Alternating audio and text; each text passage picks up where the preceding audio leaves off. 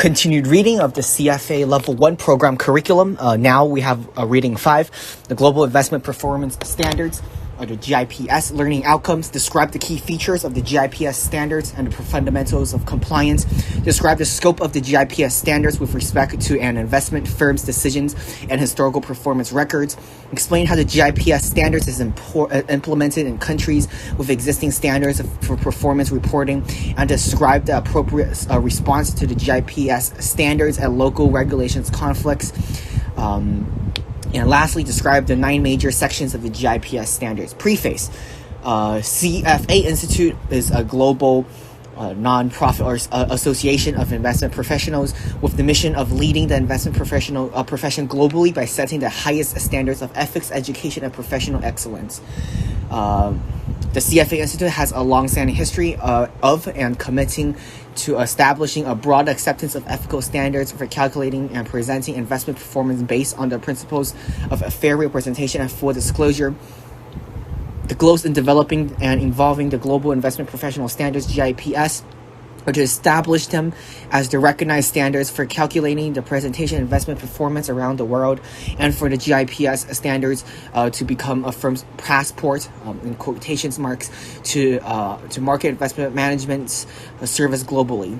As of January 2010, CFA Institute has partnered with the organization in 32 countries that distributes and development and promotion of the GIP standards. History. In 1995, CFA Institute, formerly known as the Association of Investment Management and Research, AIMR, sponsored and founded the Global Investment Performance Standards Committee to develop global standards for calculating and presenting investment performance. Based on the existing AIMR performance presentation standards, AIMR PPS-PPS. In 1998, the proposed GIP standards were posted on the CFA Institute website and circulated from comments with more than 4,000 individuals who have expressed interest.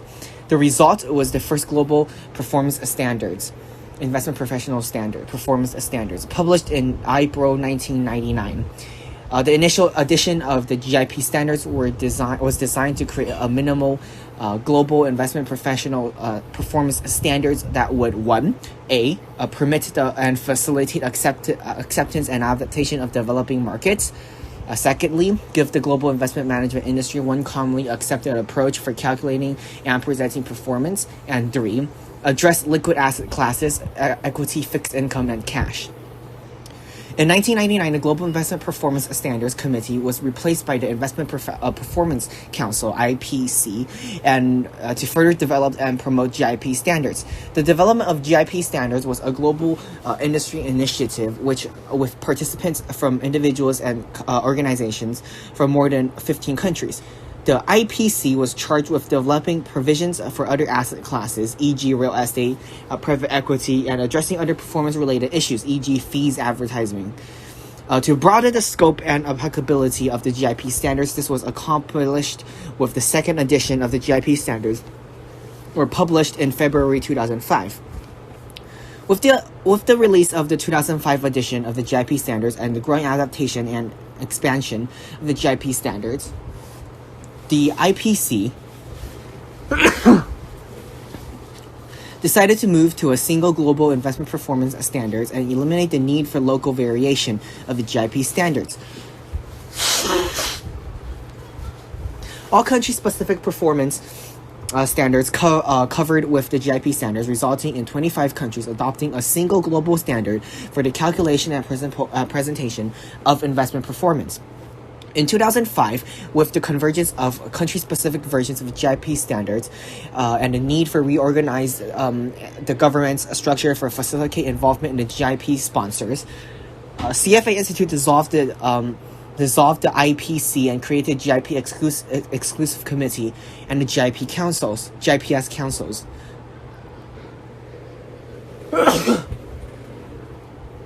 The GIP Exclusive Committee serves as a decision-making authority for the GIPS standards, and the GIPS Council facilitates the involvement of all sponsors in the ongoing development and promotion of the GIP standards.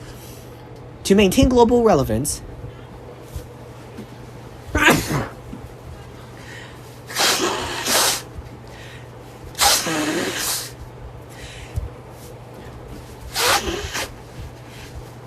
And in recognition to the dynamic nature of the investment industry, the GIPS standards must be continually updated with interpretations, guidances, and new provisions. In 2008, the GIP Exclusive Committee began its review of the GIP standards and its effect to further refine the provisions as well as eliminate previous provisions that were no longer necessary and add new requirements and recommendations that promotes best practice.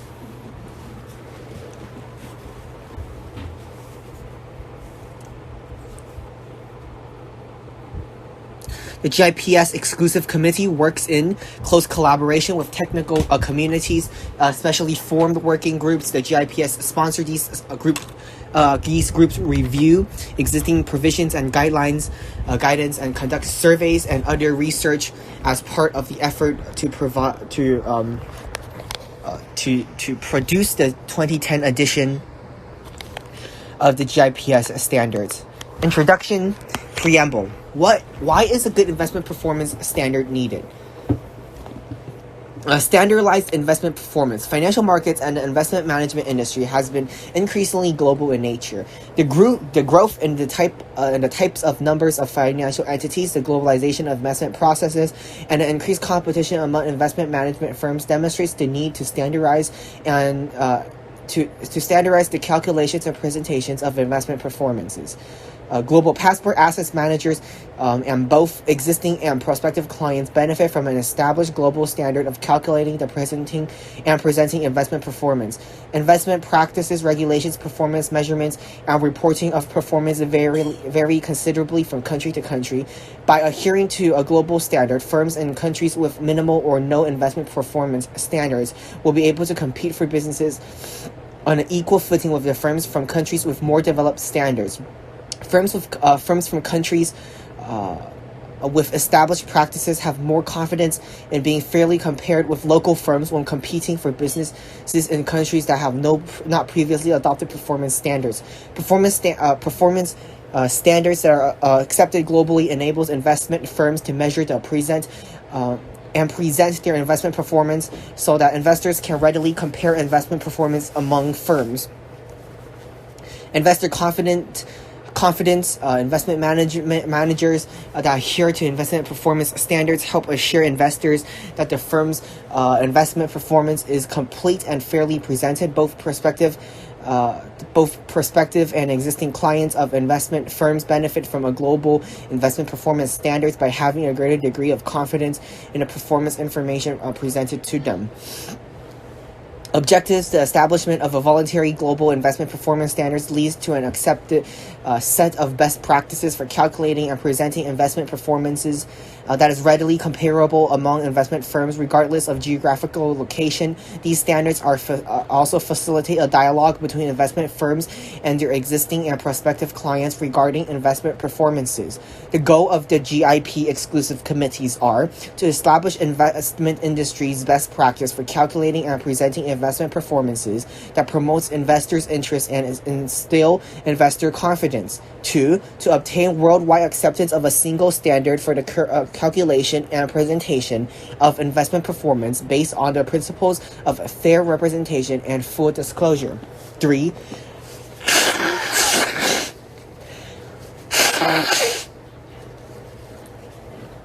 To promote the use of accurate and consistent investment performance data to encourage fair global competition among investment firms without creating barriers of entry, and to foster notion of industry's self-regulation on a global basis. Overview. Key features of the GIPS standards includes the following.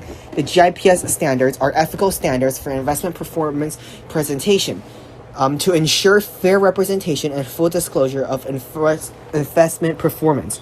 In order to claim compliance, firms must adhere to requirements included in the GIPS standards. Meeting the objectives of fair representation and full disclosure is likely to require more than simply adhering to the minimal requirements of the GIPS standards. Firms should adhere to the recommendation to achieve best practice in the calculations and presentations of performance.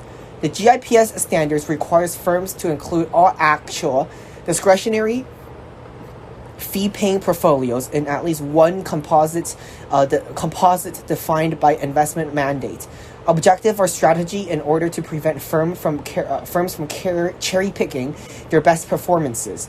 The GIPS standards rely on the integrity of input data. The accuracy of input data is critical to the accuracy of the performance presentation. The underlying evaluation of portfolio holdings drive the portfolio's performance. It is essential for these and other inputs to be accurate. The GIPS standards requires firms to adhere to certain calculations methodologies and to make specific disclosures along with the firm's performance. Firms must comply with all requirements of the GIPS standards, including any data, any update, guidance statements, interpretations, questions and answers, Q&As, and clarifications published by CFA Institute and the GIPS Exclusive Committee, which are available on the GIPS website, as well as in the GIPS handbook. The GIPS standards do not address every aspect of the performance measurement or cover unique characteristics of each asset class. The GIPS standards will continue to evolve over time, address additional areas of investment performance. Understanding and interpreting investment performance requires consideration of both risk and return. Historically, the GIPS standards focus primarily on return. In a spirit of fair representation and full disclosure, and in order to provide investors with a more comprehensive view of a firm's performance, the 2010 edition of the GIPS standards include new provisions related to risk. Historical performance records. A firm is required to initially present a minimum of 5 years of annual investment performance that is compliant with the GIPS standards, and the firm or the composite have been in existence less than 5 years. The firm must present performance since the firm's inception or the composite inception date. After a firm presents a minimum of 5 years of GIPS compliant performance, or the period since the firm's inception, or the composite inception date of the firm, or the composite has been existing less than 5 years, the firm must present an additional year of performance each year, building up to a minimum of 10 years of GIPS compliance performance. Firms may link non-GIPS compliance performance to their GIPS compliance performance, provided that only GIPS compliant performance is presented from period of January 1st, 2000, and the firm discloses the period of non-compliance. Firms must not link GIPS compliance performance for periods beginning on or after January 1st, 2000 to the GIPS compliance performance. Firms that manage private equity, real estate, and or wrap fees, separately managed accounts, SMA, portfolios must also comply with Sections 6, 7, and 8, respectively, and the provisions of GIPS standards that becomes effective as of January 1st, 2006. Compliance firms must take all steps necessary to ensure that they have satisfied all the requirements of the GIPS standards before claiming compliance.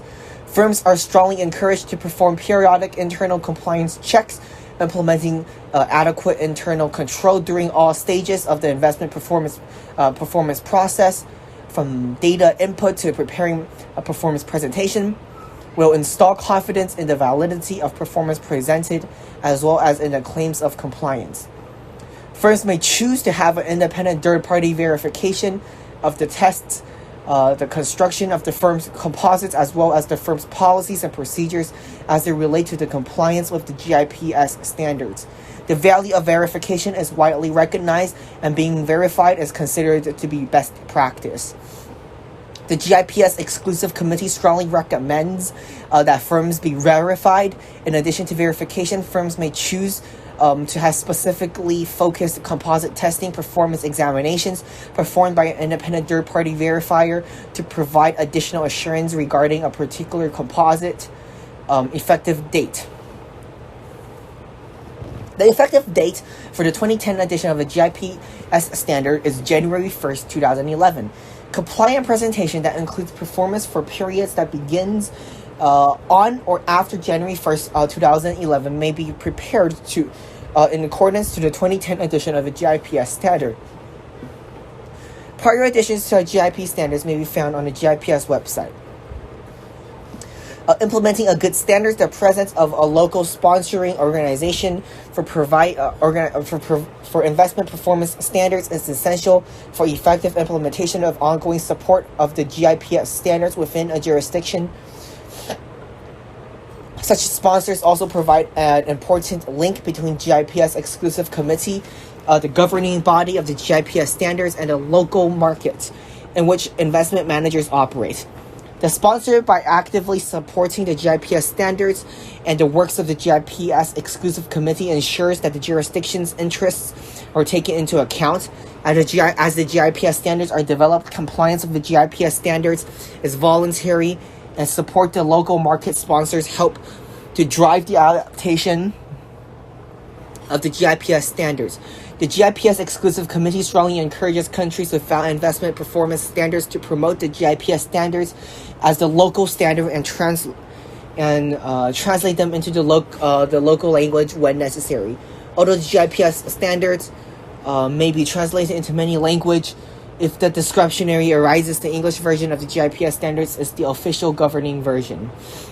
The GIPS exclusive committee will continue to promote the principles of fair representation and full disclosure, and develop the GIPS standards so that they maintain their relevance within the changing investment management industry. The self-regulatory nature of the GIPS standards necessitates a strong commitment to ethical integrity.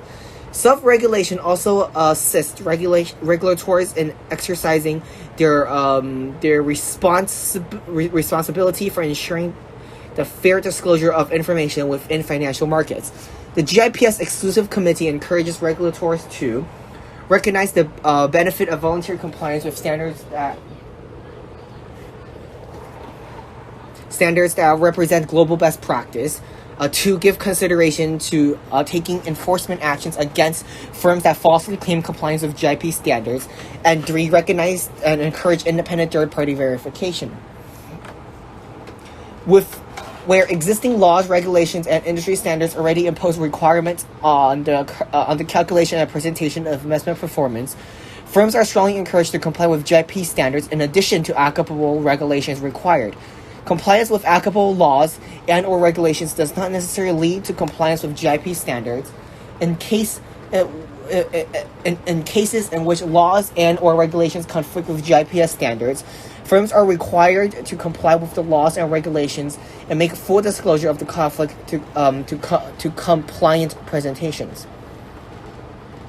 Sponsors, the presence of local sponsoring organizations for investment performance standards, known as a sponsor, is essential for effective implementation of GIPS standards and ongoing support within a local market.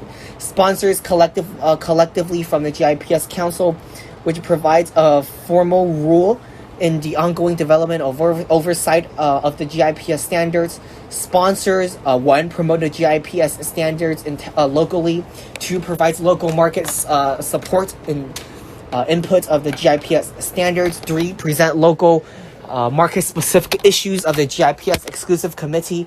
And lastly, 4, participate in governance of the GIPS standards via membership in the GIPS Council and Regional Investment Performance Subcommittee. Each organization undergoes a formal review by being endorsed by a sponsor. Additional information and a current list of sponsors can be found on the GIPS website. Endorsed GIPS sponsors as of January 2010: Australia, Investment and Financial Services Association Limited Performance of Analyst Group. Austria, I'm not going to read, I can't read Austrian. Belgium, we have the Belgian Asset Management Association. Canada, we have the Canadian Investment Performance Committee. Denmark, we have the Danish Society of Financial Analysts and CFA Denmark. France, we have that. Germany, we have German Asset Management Standards Committee. Greece, we have the Hellenic CFA Society. Hong Kong, we have the Hong Kong Society of Financial Analysts. Hungary, we have the CFA Society of Hungary and the Association of Hungarian Investment Funds and Asset Management Companies. Ireland, we have the Irish Association of Investment Managers. Italy, we have the Investment Performance Committee. Japan, we have the Securities Analyst Association of Japan. Kyrgyzstan, we have that. Lithuania, we have that. Micronesia, we have that. The Netherlands, we have this. New Zealand, we have the CFA Society of New Zealand. Norway, we have the Norwegian Society of Financial Analysts. Pakistan, we have the CFA Association of Pakistan. Russia, we have the Singapore, we have the Investment Management Association in Singapore. South Korea, we have the Korea GIPS Committee. Spain, we have the Asociación Española de Presentación de Resultados de Gestión, or something like that. Sweden, we have the United Kingdom, Ukraine. U.S., we have the CFA Institute, U.S. Investment Investment Performance Committee. Okay, let's jump into our part one. Provision of the Global Investment Performance Standards. The provision with the GIPS standards are divided into the following 9 sections: fundamentals of compliance, input data, calculation methodology, composite, construction, disclosure, presentation, and reporting, real estate, private equity, and wrap fees, separately managed accounts, portfolios. The provision of each sections are categorized into requirements and recommendations. Firms must meet all the requirements to claim compliance with the GIPS standards. Firms are encouraged to implement as many of the recommendations as possible. These recommended provisions are considered by the industry best practices and asset firms and fully adhering to the spirit of intent of the GIPS standards. Fundamentals of compliance. Several core principles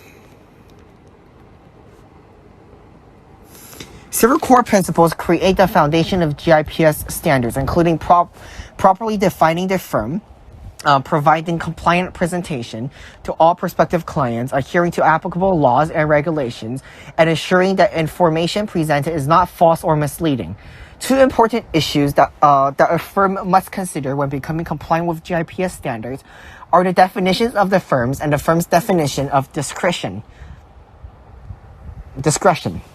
The definition of the firm is the foundation of the firm-wide compliance and creates defined boundaries whereby total firm's assets can be determined. The firm's definition is that of discretion establishes criteria to judge which portfolios must be included in a composite and is based on the firm's ability to implement its investment strategy. Input data. Consistently, the input data used to calculate performance is critical to effective compliance with the GIPS standards and establishing the foundation of full, fair, and comparable investment performance presentations. For periods beginning on or after 1st of January 2011, all portfolios must be valued in accordance with the definition of fair value and the GIPS of valuation principles. Calculation methodology, achieving comparability among investment management firms. A performance presentation requires uniformity in methods used to calculate returns. The GIPS standards mandate the use of certain calculations methodologies to facilitate comparability. Composite constructions. A composite is an aggregate of one or more portfolios managed according to a similar investment mandate, objective, or strategy. The composite return is the asset weighting average of the performance of all portfolios in the composite. Creating meaningful composites is essential to the fair presentation, consistency, and comparability of performance over time and among firms. Disclosure allows firms to elaborate on the data provided in the presentation and give the reader the proper context in which to understand the performance. To comply with the GIPS standards, firms must disclose certain information in all compliant presentations regarding their performance and their policies adopted by the firm. Although some disclosures are required for all firms, others are specific to certain circumstances and may not be applicable in all situations. Okay. One of the essential disclosures for every firm is the claim of compliance. Once a firm meets all the requirements of the GIPS standards, it must appropriately use the claim of compliance to indicate compliance with the GIPS standards. The 2010 edition of the GIPS standards includes a revised compliance statement that indicates if the firm has or has not been verified. 5. Presentation and reporting. After constructing the composite, gathering the input data, calculating returns, and determining the necessary disclosures, the firm must incorporate the information in presentations based on the requirements of the GIPS standards for presenting investment performance. No finite set of requirements can cover all potential situations or anticipate future development in investment industry structure, technology, products, or practices. When appropriate, firms must have the responsibility to include the GIPS compliant presentation information not addressed by the GIPS standards. Real estate, unless otherwise noted, the section supplements all the required and recommended provisions in section 0 to 5. Real estate provisions were first included in the 2005 edition of the GIPS standards and becomes effective in the 1st of January 2006. The 2010 edition of the GIPS standards includes new provisions for closed-end real estate funds. Firms should note that certain provisions in section 0.5 0 to 5 do not apply to real estate investments or are superseded by provisions within section 6. The provisions do not apply have been noted within section 6. Private equity, unless otherwise noted, the section supplements all of the required and recommended provisions of section 0 to 5. Private equity provisions were first included in the 2005 edition of the GIPS standards and becomes effective the 1st of January 2006. Firms should note that certain provisions in the sections 0 to 5 do not apply to private equity investments or are superseded by provisions within Section 7. The provisions that do not apply have been noted within Section 7. Wrap fee versus separately managed account SMA portfolios. Unless otherwise noted, this section supplements all of the required and recommended provisions of Section 0 to 5. Firms should note that certain provisions in Section 0 to 5 of the GIPS standards do not apply to wrap fees /SMAs portfolios or are superseded by provisions within Section 8. The provisions that do not apply here have been noted within Section 8. Defined terms. Words appearing in small capital letters in the GIPS standards are defined by the GIPS glossary, which is located at the end of this reading. 0. Okay.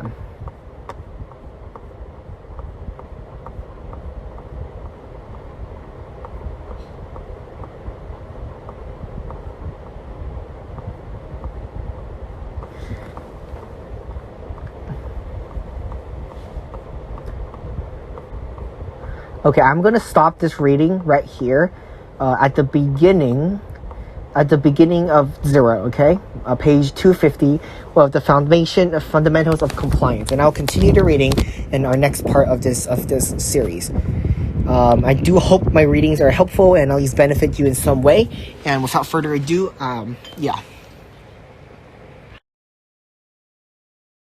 Continued reading of the CFA Level 1 program curriculum on, I think this is reading 6 on the fundamentals of compliance.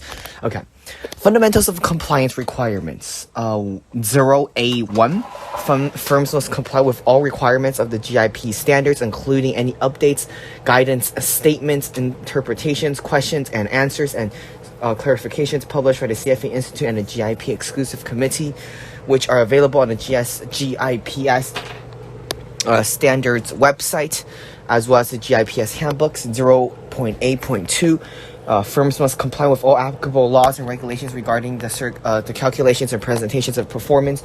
0.8.3. Firms must not present performance or performances related to information that is false or misleading. 0.8.4. The GIP standards must be applied on a firm-wide basis. 0.8.5. 5. Firms must document their policies and procedures used in establishing and maintaining compliance with GIPS standards, including ensuring the existence and ownership of client assets, and must apply them consistently. 0.8.6. If the firm does not meet all the requirements of GIPS standards, the firm must not represent or state that it is in compliance with the global investment performance standards except for ... or make any other statements that might indicate partial compliance of the GIPS standards. 0.8.7 statements referring to the calculation methodology is being in accordance or in compliance or consistent with the GIP investment performance standards or similar standards is prohibited. 0.8.8 statements referring to the performance of a single existing client portfolio as being calculated in accordance with global investment professional performance standards is prohibited except for GIPS compliant firm reports the performance of an individual client report portfolio to the client. 0.8.9 firms must not make every reasonable effort to provide a compliant presentation for all prospective clients. Firms must not choose to whom they present a compliant presentation as long as a prospective client has received a compliant presentation within the previous 12 months. The firms has met this requirement. 0.8.10 firms must provide a complete list of composite descriptions of any prospective clients that make such a request. Firms must include terminated composites of the firm's list of composite descriptions for at least 5 years after the composite termination date. Firms must provide a complaint presentation for any composite listed on the firm's list of composite descriptions to any prospective clients that makes such a request. Firms must be defined as an investment firm, subsidiary, or division held out of a client's or prospective clients as a distinct business entity. 0.8.13 the periods beginning on or after January 1st, 2011. Total firm assets must be aggregate fair value of all discretionary and non-discretionary assets managed by the firm. This includes both fee-paying and non-fee-paying portfolios. 0.8.14 total firm assets must include assets assigned to a supervisor provided by the firm has discretion over the selection of the supervisor. 0.8.15 changes in a firm's organization must not lead to alterations of historic composite performance. 0.8.16 when the firm jointly markets with other firms, the firms claiming compliance with the GIPS standards must be sure that it is clearly defined as separate relative to other firms being marketed, and that it is clear which firms is claiming compliance.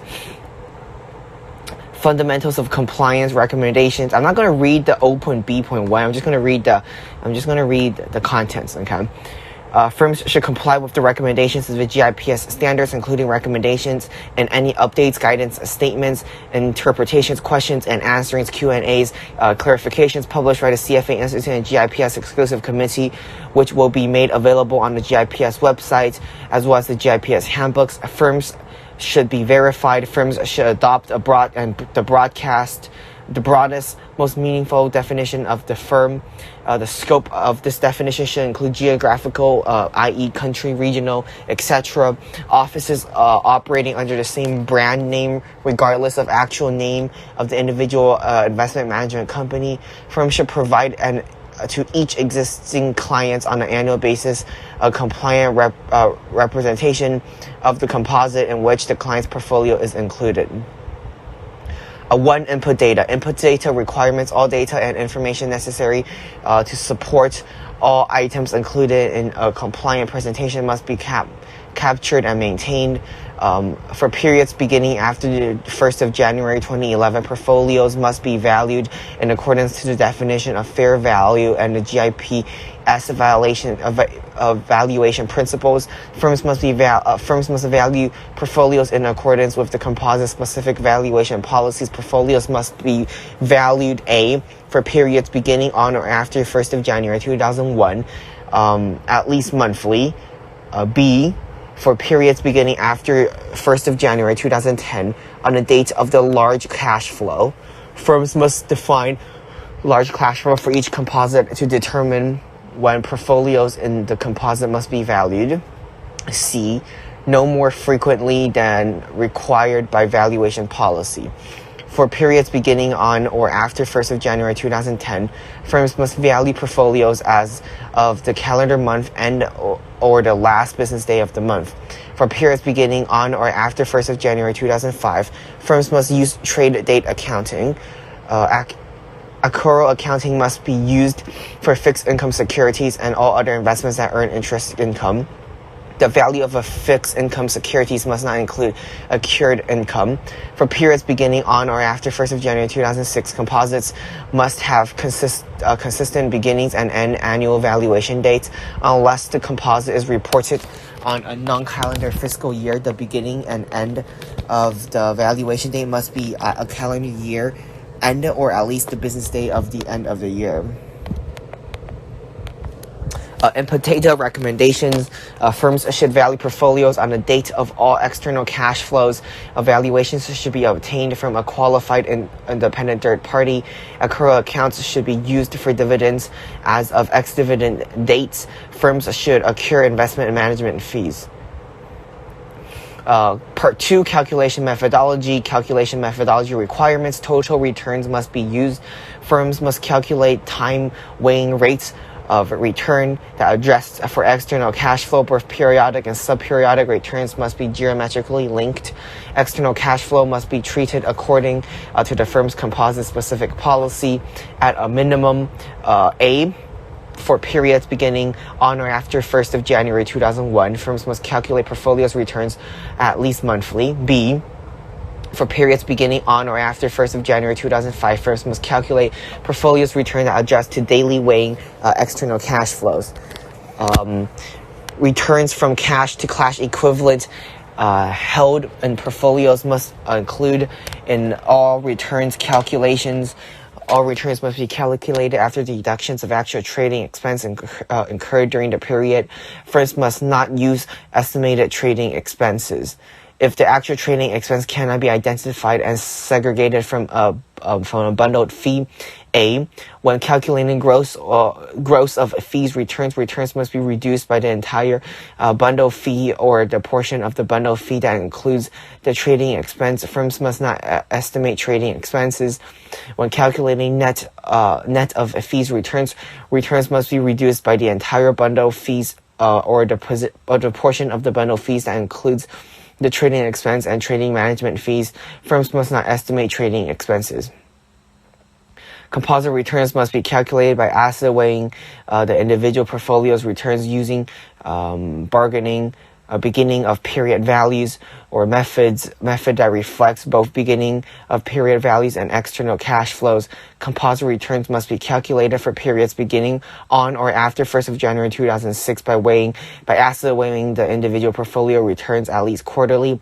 For periods beginning on or after 1st of January 2010 by asset weighing the individual portfolio's returns at least monthly. Calculation methodology recommendations. Returns should be calculated net or net reclaimable without withholding taxes on dividends, interest, and capital gains. Reclaiming withholding taxes should be occurred. For periods prior to 1st of January 2010, firms should calculate composite return by asset weighing the individual portfolio returns at least monthly. Part 3, composite construction requirements. All actual fee-paying discretionary portfolios must be included in at least one composite, although non-fee-paying discretionary portfolios may be included in a composite without appropriate disclosure. Non-discretionary portfolios must not be included in a firm's composite. Composites must not only include the actual assets managed by the firm. Firms must not link performance or simulated or model portfolios with actual performances. Composites must be defined according to investment mandate, objectives, and strategy. Composites must include all portfolios that meet the composite definition. Any changes to a composite definition must not be applied retroactively. The composite definition must be made available upon request. Composites must include new portfolios on a timely and consistent basis after each portfolio comes under management. Terminated portfolios must be included in the historical performance of the composites for at least full measure period that each portfolio was under management. Portfolios must not be switched from one composite to another unless documented changes to a portfolio's investment mandate, objective, or strategy, or the redefinition of the composite makes it appropriate. The historical performance of a portfolio must remain with the original composite for periods beginning on or after 1st of January 2010. A carve-out must not be included in a composite unless the carve-out is managed separately with its own cash balance. If the firm sets a minimal asset level for portfolios to be included in a composite, the firm must not include portfolios below the minimum asset level in the composite. Any changes to a composite-specific minimum asset level must not be applied retroactively. Firms that wish to remove portfolios from composites in case of significant cash flows must define significant on an ex-ante composite-specific basis and must consistently follow the composite-specific policy. If a firm sets a minimum asset level for portfolios to be included in a composite, the firm should now present a complaint presentation of the composite for a prospective client known not to meet the composite's minimum asset levels. To remove the effect of significant cash flows, the firm should use a temporary new account. Disclosure requirements. Once a firm has met all requirements for the GIPS standards, the firm must disclose its compliance of GIPS standard using one of the following compliance statements. The claim of compliance must only be used in a complaint representation. The firm that are verified, insert name of firm, claims compliance with the Global Investment Performance Standards, GIPS, and has prepared the presentation and presented this report in compliance with the GIPS standards. Insert name of the firm, okay, has independently verified for the periods, insert dates. The verification reports is/are available upon request.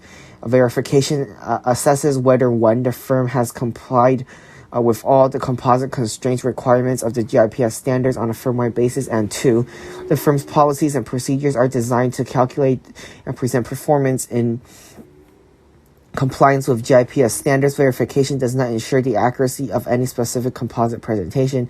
For composites of verified firms that have a performance examination, insert name of the firm, claims compliance with the Global Investment Performance Standards, GIPS, and has prepared and presented the report in compliance with the GIPS standards, insert name of the firm, has been independently verified for periods, insert dates.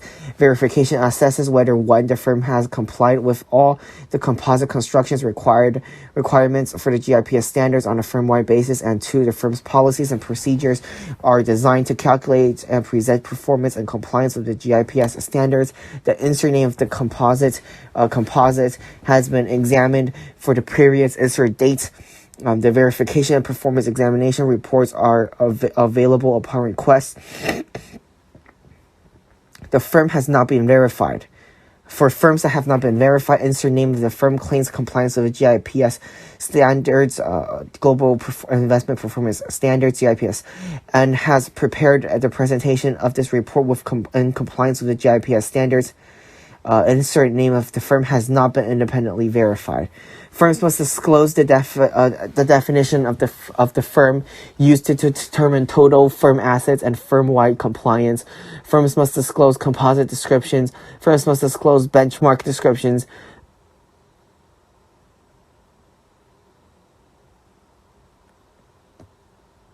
When presenting gross of fees, firms must disclose if any other fees are deducted in addition to the trading expenses. When presenting net of fees returns, firms must disclose A, if any other fees or deductions is added to the investment management fees and trading expense, B, if models or actual investment management fees are used, and C, if the returns are net of any performance-based fees.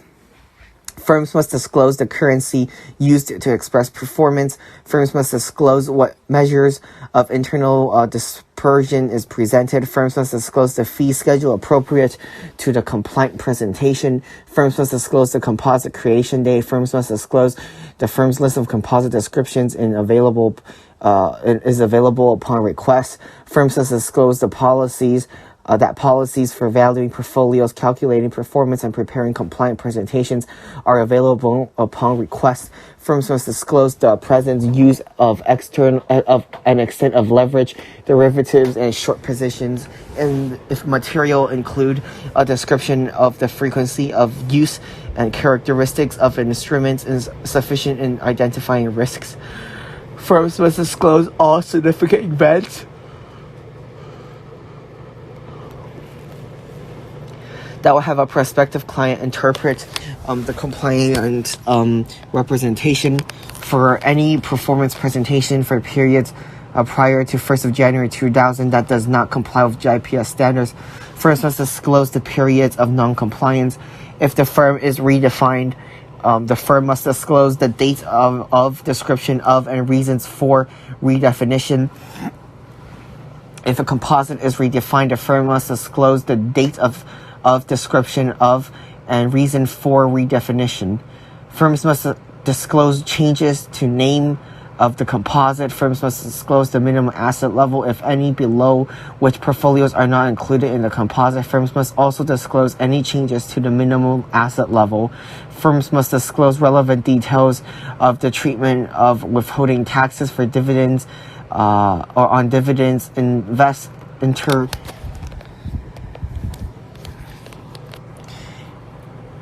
interest income and capital gains if material.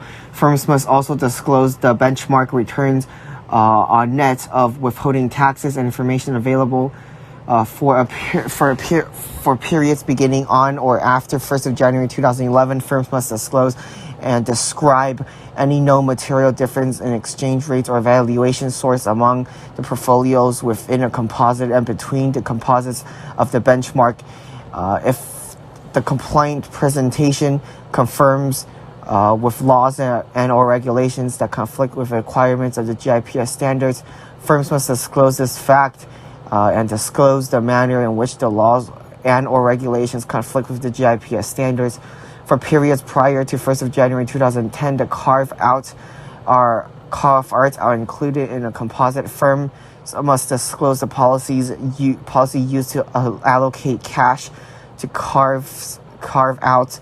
If a composite contains portfolios with bundled fees, firms must disclose the type of fees that are included in the bundled fee. For periods beginning on or after 1st of January 2006, firms must disclose the use of sub-advisors and the periods of sub-advisors was used. For periods prior to 1st of January 2010, firms must disclose if any portfolios were not valued at calendar month end or on the last business day of the month. For periods beginning on or after 1st of January 2011, firms must disclose the use of subjective unobservable input for valuing portfolio investments as described in the GIPS valuation principles. If the portfolio investment valued using subjective unobservable inputs are material in the composite for periods beginning on or after 1st of January 2011, firms must disclose if all the composite valuation hierarchy materially differs from the recommended hierarchy of the GIPS valuation principles. The firm determines no appropriate benchmark for the composite exit. If the firm determines no appropriate benchmark for the composite exit, the firm must disclose why no benchmark is presented. If the firm changes the benchmark, the firms must disclose the date of the description and reasons for the change. If a custom benchmark or contribution of multiple benchmark is used, the firm must disclose the benchmark components, weighings, and rebalancing process. If the firm has adopted a significant cash flow policy for a specific composite, the firm must disclose how the firm defines significant cash flow for the composite and for which periods. Firms must disclose if the 3-year annualized ex post standard deviation of the composite and or benchmark is not presented because 36 monthly returns are not available. If the firm determines that the 3-year annualized ex post standard deviation is not relevant or appropriate, the firm must 1 or A, describe why ex post standard deviation is not relevant or appropriate, and B, describe the additional risk measure presented on why it was selected. Firms must disclose if the performance from a past firm or affiliation is linked to the performance of the firm. Disclosure recommendations. Firms should disclose material changes to valuation policies and or methodologies. Firms should disclose material changes to calculation policies and or methodologies. Firms should disclose material changes between the benchmark and composites investment mandate, objective or strategy. Firms should disclose the key assumptions used to value portfolio investments. If a parent company contains multiple firms, each firm within the parent company should disclose a list of the other firms constrained within the parent company. For periods prior to 1st of January 2011, firms should disclose the use of subjective, unabsorbable inputs for valuing portfolio investments as described in the GIPS valuation principles. If the portfolio investment valued using subjective, unabsorbable inputs are material to the composite. For periods prior to 1st of January 2006, firms should disclose to all use of a sub-advisors and the period of sub-advisors were used. Firms should disclose if composite contains proprietary assets.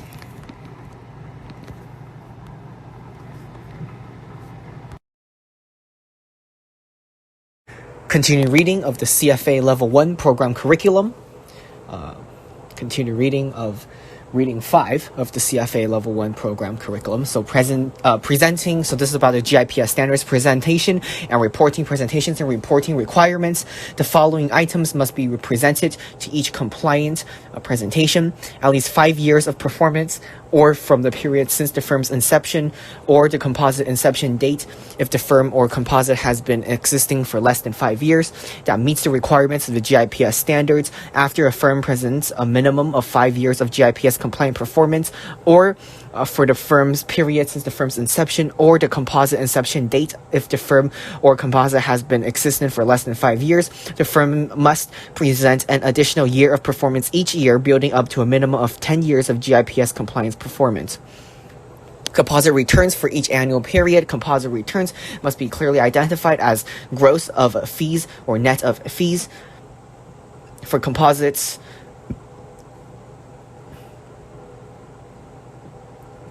with a composite inception date of 1st of January 2011 or later, when the initial period is less than a 4-year, returns from the composite inception date through the initial annual period ends. For composites with a composite termination date of 1st of January 2011 or later, returns of the last annual period ends through the composite termination date. The total returns of the benchmark for each annual period. The benchmark must reflect the investment mandate, objective, and strategy of the composite. The number of the portfolios in the composite as of each annual period end. If the composite contains 5 or fewer portfolios at period end, the number of portfolios is not required. Composite assets as of each annual period ends. Either total firm assets or composite assets as a percentage of total firm assets as of each annual period end. A measure of internal dispersion of individual portfolio returns for each annual period. If the composite contains 5 or fewer portfolios for the full year, a measure of internal dispersions is not required. For periods ending on or after 1st of January 2011, firms must present as of each annual period end The 3-year annualized ex post standard deviation must monthly returns using monthly returns of both the composite and the benchmark, and additional 3-year ex post risk measure for the benchmark if available and appropriate, and a composite if the firm determines that the 3-year annualized ex post standard deviation is not relevant or appropriate. The periodicity of the composite and the benchmark must be identical when calculating the ex post risk measure. Firms must not link non-GIPS compliant performance for periods beginning on or after 1st of January 2000 to their GIPS compliant performance. Firms may link non-GIPS compliant performance to GIPS compliant performance, provided that only GIPS compliant performances is presented for periods beginning on or after 1st of January 2000. Returns for periods of less than 1 year must not be annualized for periods beginning on or after 1st of January 2006, ending prior to 1st of January 2011. If a composite includes carve-outs, the firm must present the percentage of composite assets presented by carve-outs as of each annual period end. If a composite includes non-fee paying portfolios, the firm must present the percentage of composite assets represented by non-fee paying portfolios as of each annual period end. If a composite includes portfolios with bundled fees, the firm must present the percentage of composite assets represented by portfolios with bundled fees as of each annual period end. Performance of a past firm or affiliation must be linked to or used to represent the historical performance of a new acquired firm if on a composite specific basis. Substantially all of the investment decisions makers are employed by the new or acquiring firm, e.g. research department staff, portfolio managers, and other relevant staff. 2. The decision-making process remains substantially intact and independent within the new or acquiring firm. And 3. The new or acquiring firm has recorded and that documents and support the performance. If a firm acquires another firm or affiliation, the firm has 1 year to bring any non-compliant assets into compliance.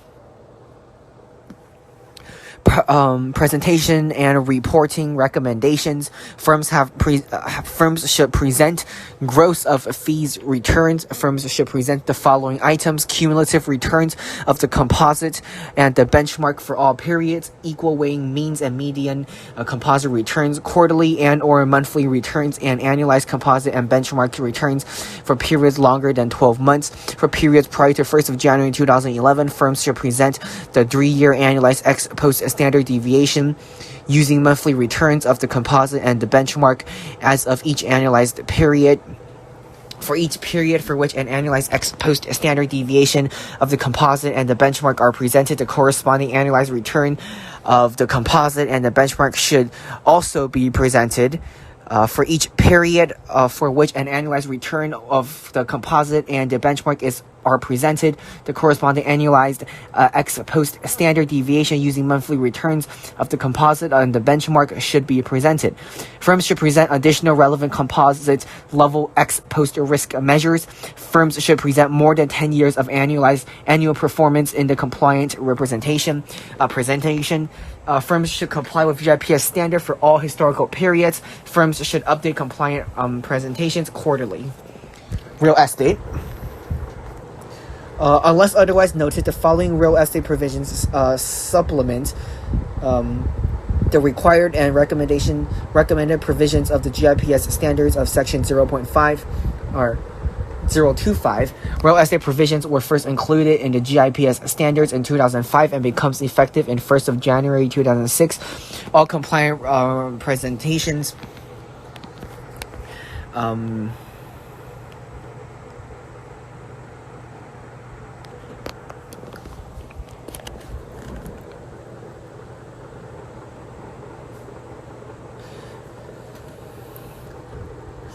all compliant representations that includes real estate performance for periods beginning on or after 1st of January 2006 were required to meet all requirements of the real estate provision of the 2005 edition of the GIPS standards. The following real estate provisions are effective 1st of January 2011. All real estate composites that include performance for periods beginning on or after 1st of January 2011 must comply with all requirements and should adhere to the recommendations of the following real estate provisions. The following investment types are not considered real estate and therefore must follow Section 0 to 5 of the Global Investment Performance Standards. 1.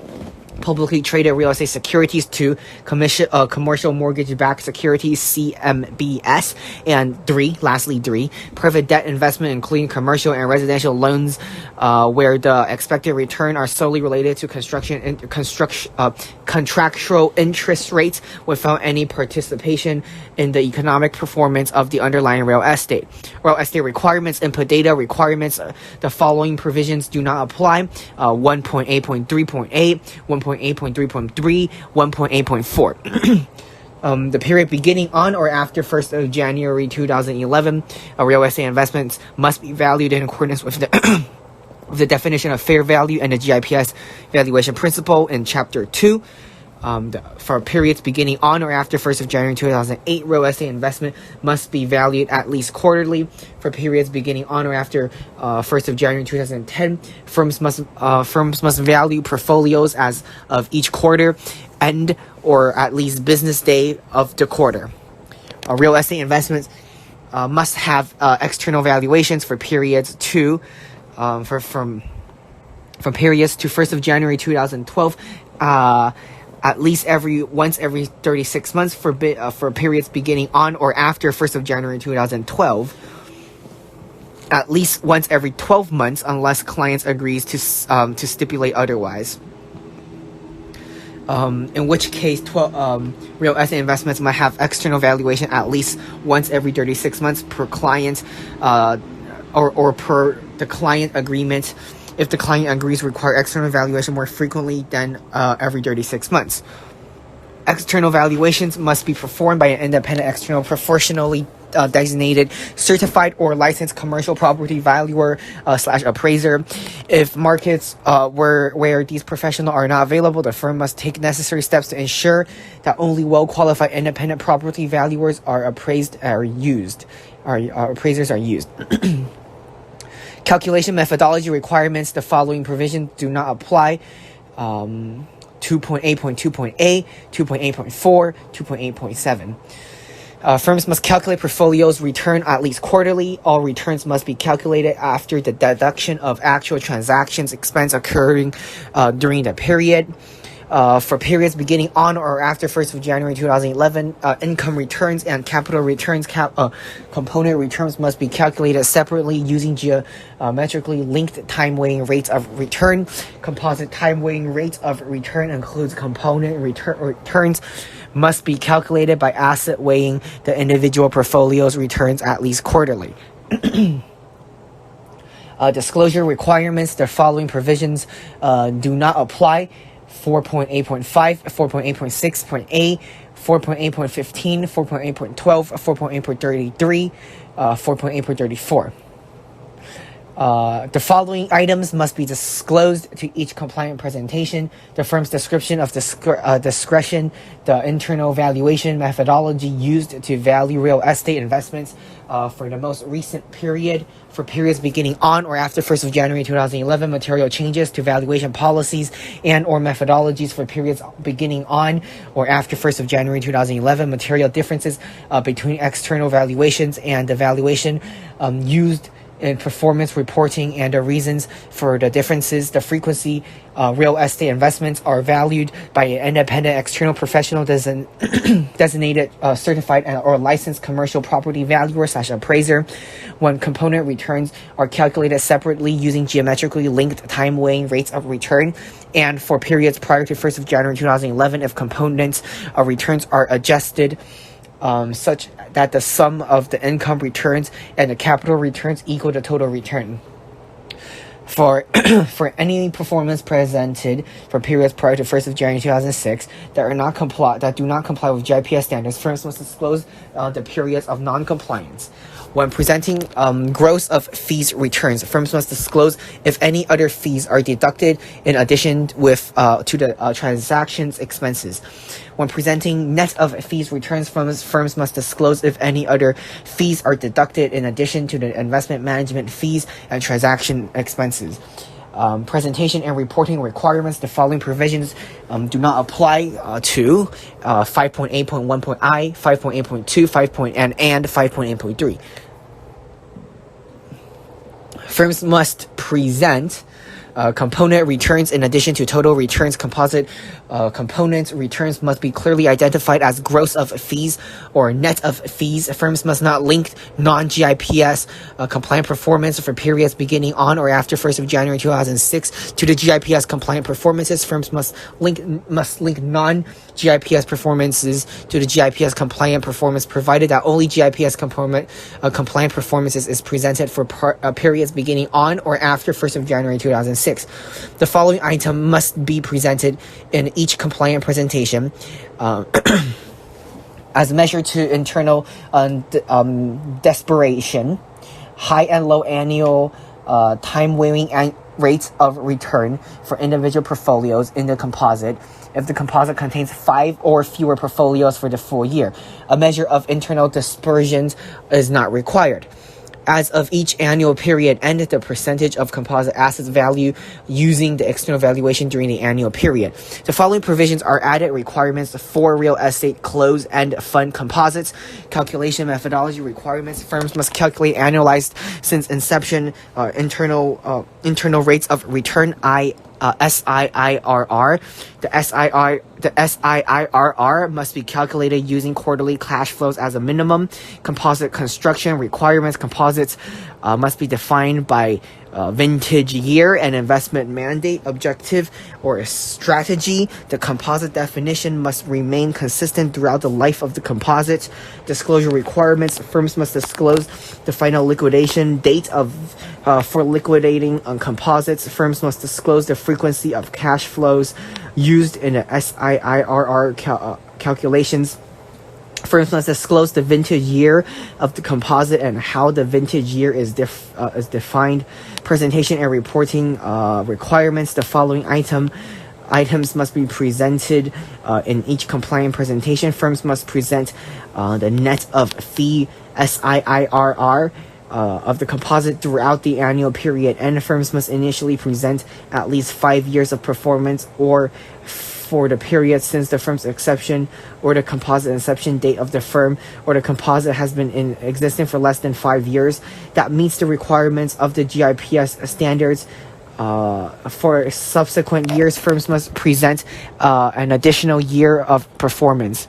For periods beginning on or after 1st of January 2011, when the initial period is less than a full year, firms must present a non-annualized net of fees SIIRR through the initial annual period. And for periods ending on or after 1st of January 2011, firms must present the net of fees SIIRR throughout the composite final liquidation date. If the gross of fees SIIRR of the composite is presented in the complaint representation, firms must present the gross of fees SIIRR of the composite for the same periods as the net of fees SIIRR is presented. Firms must present as of each annual period and composite since inception paid in capital, composite since inception distribution, composite cumulative committed capital, total value to since inception paid in capital, investment multiple to TVPI. Since inception distribution to since inception of paid in capital, or in brackets realization multiple of DPI. Since inception of paid in capital to cumulative committed capital PIC multiple and residual value of to since inception paid in capital unrealized multiple, or RVPI. Firms must present the SIIRR of the benchmark through each annual period end. The benchmark must A, reflect the investment mandate, objective, or strategy of the composite. B, be presented for the same time periods as presented for the composite. And C, be the same vintage year as the composite. Real estate recommendations, input data recommendations. The following provisions does not apply to 1.B.1. For periods prior to 1st of January 2012, real estate investments should be valued by independent external professional designations, qualified or licensed commercial property valuers / appraisers at least once every 12 months. Real estate investments should be valued at the annual period end by the independent external professionally designated certified or licensed commercial property valuer / appraiser. Disclosure recommendations. Firms should disclose the basis of accounting for the portfolios if in the composite, e.g. US GAAP IFRS. Firms should explain and disclose material differences between the valuation used in performance reporting and the valuation used in financial reporting as of each annual period end. For periods prior to 1st of January 2011, firms should disclose material changes to valuation policies and or methodologies. Presentation and reporting recommendations. The following provisions do not apply to 5.B.3, 5.B.4, 5.B.5. Firms should present both gross of fees and net of fees returns. Firms should present the percentage of total value of composite assets that are not real estate as the annual period ends. Firms should present the component returns of benchmark if available. The following provisions is an additional recommendation for real estate closed end fund composite calculation methodology recommendation. The SIIRR should be calculated using using daily cash flows. Okay. Part 7, private equity.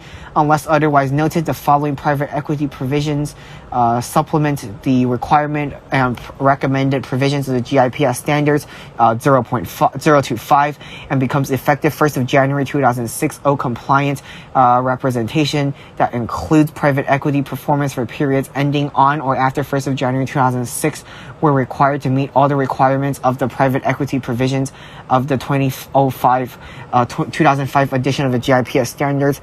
The following private equity provisions are effective 1st of January 2011. All private equity composites that include performance for periods ending on or after 1st of January 2011 must comply with all requirements and should comply with recommendations of the following private equity positions.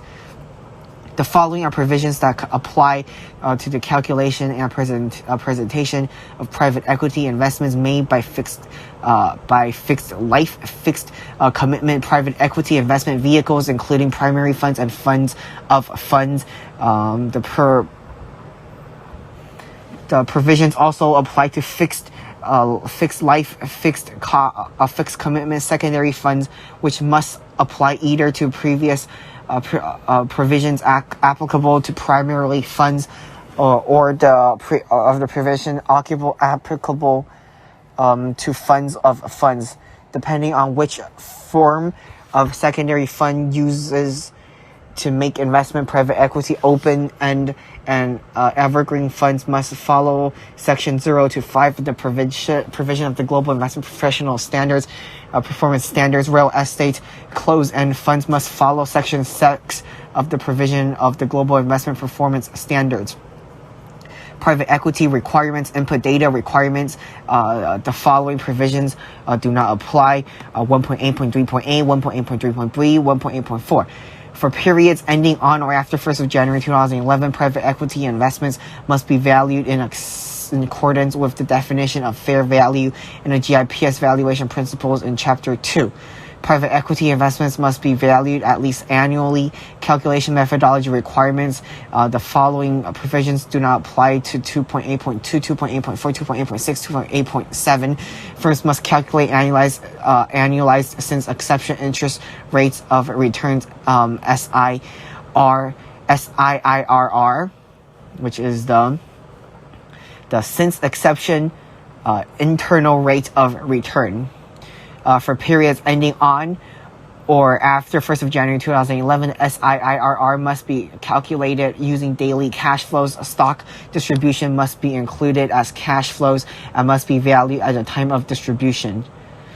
All returns must be calculated after the deduction of actual transaction expenses incurred during the period. Net of fees returns must be net of actual investment management fees, including carried interest. The fund of funds. All returns must be net of all underlying partnership and or fund fees and expenses, including carried interests. Composite construction requirements. The following provisions do not apply to 3.8.10. Composite definitions must remain consistent throughout the life of the composite. Primary funds must be included in at least one composite defined by vintage year and an investment mandate, objective, or strategy. Funds of a fund must be included in at least one composite defined by vintage year of the fund and or investment mandate, objective, or strategy. Disclosure requirements. The following provisions do not apply to 4.8.5, 4.8.6, A.4.8.B, 4.6.B, 4.8.8, 4.8.15, 4.8.26, 4.8.32, 4.8.33, and 4.8.34. Firms must disclose the vintage year of the composite and how the vintage year is defined. Firms must disclose the final liquidation date of liquidated companies. Firms must disclose the valuation methodology used to value private equity investments for the most recent period. For periods ending on or after 1st of January 2011, firms must disclose material changes to valuation policies and or methodologies. If the firm adheres to any industry valuation guidelines in addition to the GIPS valuation principles, the firms must disclose which guidelines have been applied. Firms must disclose the calculation methodology used for benchmark. If firms present the public market equivalent of composite as a benchmark, firms must disclose the index used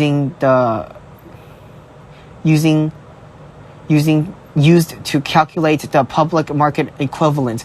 Firms must disclose the frequency of cash flows used in the SIIRR calculation of daily cash flows are not used to periods prior to 1st of January 2011. The gross of fees returns firms must disclose to any other fees and deduction in addition to the investment management fees. Transactions are expenses. For any performance presentation for periods ending prior to 1st of January 2006 that does not comply with GIPS standards, firms must disclose the period of non-compliance.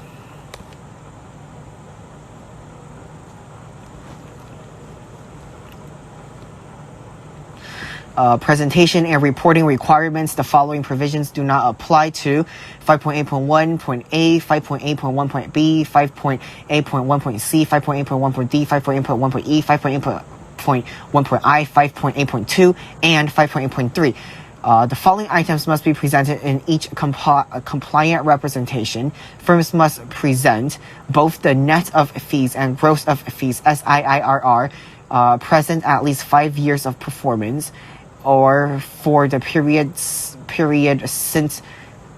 the firm's inception or the composite inception date of the firm, or the composite has been existing less than 5 years. That meets the requirements of the GIPS standards for each subsequent year.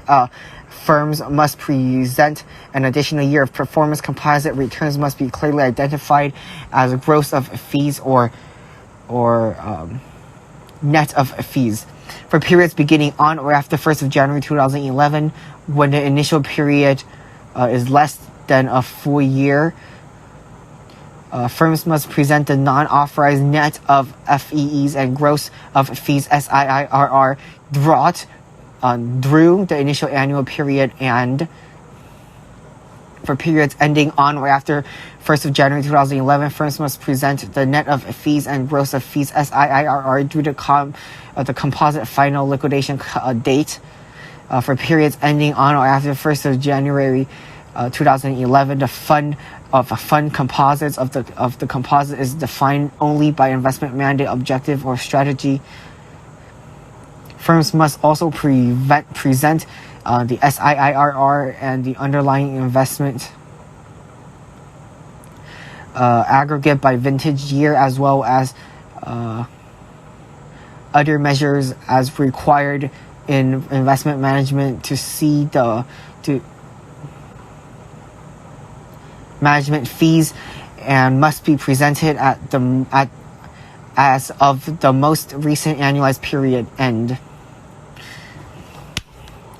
Firms must present as of each annual period end composite since inception paid in capital, composite since inception in distribution, composite since inception committed capital, total value since inception paid in capital, investment multiple in TVPI since inception, distribution of inception paid in capital, realization multiple of DPI since inception paid in capital, to cumulative commitment capital, PIC multiple, and residual value to since inception paid in capital, unrealized multiple or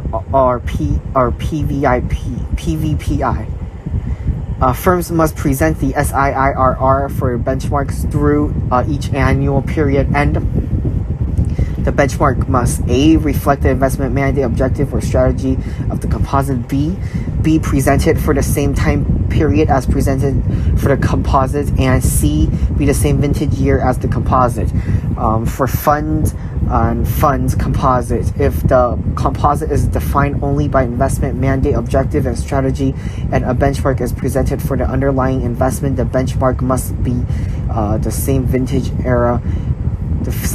year and investment mandate, objective, and strategy as the underlying investment. For periods ending on or after 1st of January 2011, the fund of funds composite, firms must present the percentage, if any, the composite assets that is invested in direct investments rather than in fund investment vehicles as of an annual period end.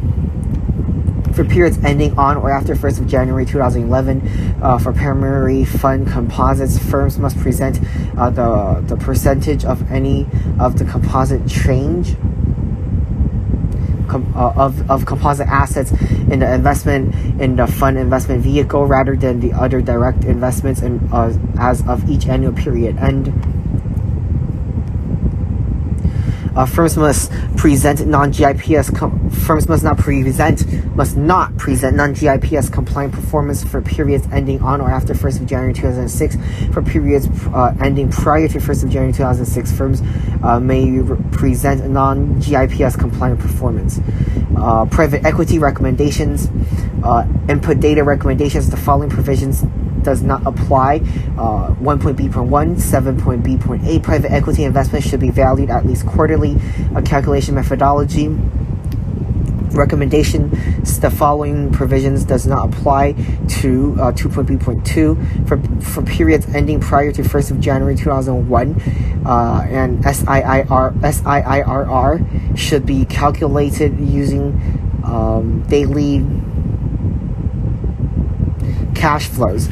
Composite constructions recommendation. The following provisions does not apply to 3.B.2. A disclosure recommendation. Firms should explain and disclose material differences between the valuation used in performance reporting and the valuation used in financial reporting as of each annual period. And for periods prior to 1st of January 2001, firms should disclose material changes and valuation policies and methodologies, presentation and reporting recommendations. The following provisions do not apply to 5.B.2, 5.B.3, 5.B.4, and 5.B.5.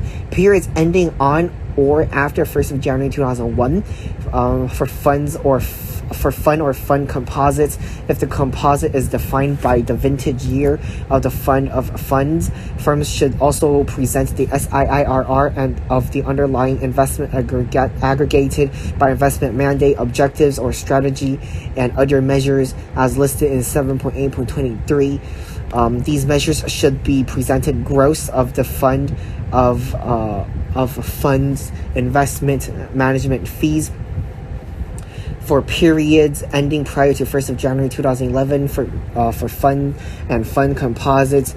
Firms should present the percentage, if any, of composite assets that invested in direct investments rather than fund investment vehicles of each annualized period ends. For periods ending prior to 1st of January 2012, the primary for primary found composite, firms should present the percentage, if any, the composite assets that the invested is fund investment vehicles rather than investment direct investment as of each annualized period end. Continue reading CFA Level 1, Reading 5, Program Curriculum. 8. Wrap fees separately managed accounts, SMA portfolios. The following provisions apply to the calculations and presentations of performance when presenting a compliant presentation to a wrap fee SMA prospective client, which includes prospective wrap fees, SMA sponsors, prospective wrap fees, SMA's clients, existing wrap fees, SMA sponsors, unless otherwise noted. The following wrap fees / SMA provisions supplement all the required and recommended provisions of the GIPS standards of sections 0 to 5. Although there are different types of wrap fees, SMA structures, wrap fees / SMA structures, these provisions apply to all wrap fees / SMA portfolios where there are bonded fees, and the wrap fees / SMA sponsor serves as an intermediary between the firms and the end user of the investment services. The provision are not applicable to portfolios defined as another type of bundle fee portfolios. These provisions are also not applicable to model portfolios that are provided by a firm to a wrap fee / SMA sponsor if the firm does not have discretionary portfolio management responsibility for the individual wrap fee / SMA portfolios. Similarly, a firm or overlying manager in a multiple strategy portfolio, MSP, or similar program is also excluded from applying these provisions to SMAs / WARP fees compliant presentation. All a WARP fee / SMA compliant presentation that includes performance results for periods beginning on or after 1st of January 2006 must meet all requirements of the following WRAP fees / SMA provisions. WRAP fees / SMA requirements, composite construction requirements. Firms must include the performance record of actual WRAP fees / SMA portfolios in appropriate composites in accordance with the firm's established portfolios inclusion policies. Once established, these composites containing actual WRAP fees / SMA portfolios must be used in the firm's compliant presentations presented in WRAP fees / SMA prospective clients. Disclosure requirements. The following provisions does not apply to 4-A-15 for all WRAP fees / SMA compliant presentation that includes periods prior to the inclusion of actual WRAP fees / SMA portfolios.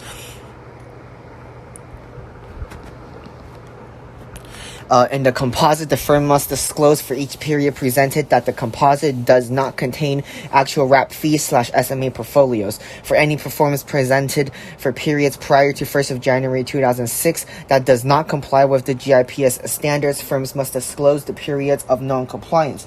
Firms must present composite performance in an existing WRAP fee / SMA sponsor that includes only that sponsors WRAP fees / SMA portfolios resulting in a sponsor-specific composite. Firms must disclose the name of the WRAP fee / SMA sponsor represented by the sponsor-specific composite, and if the sponsor-specific composite compliant presentation is intended for the purpose of generating WRAP fees / SMA businesses and does not include performances net in the entire WRAP fee, The compliant representation is only for the use of named wrapped fees / SMA sponsors.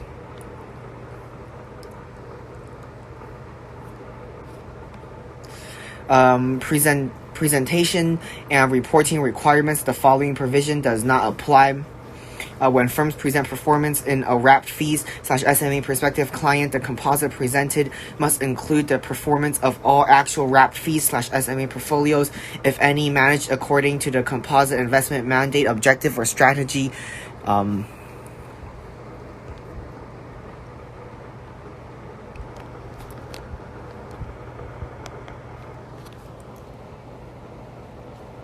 Provide that only GIPS compliant performance is presented for periods beginning on or after 1st of January 2006.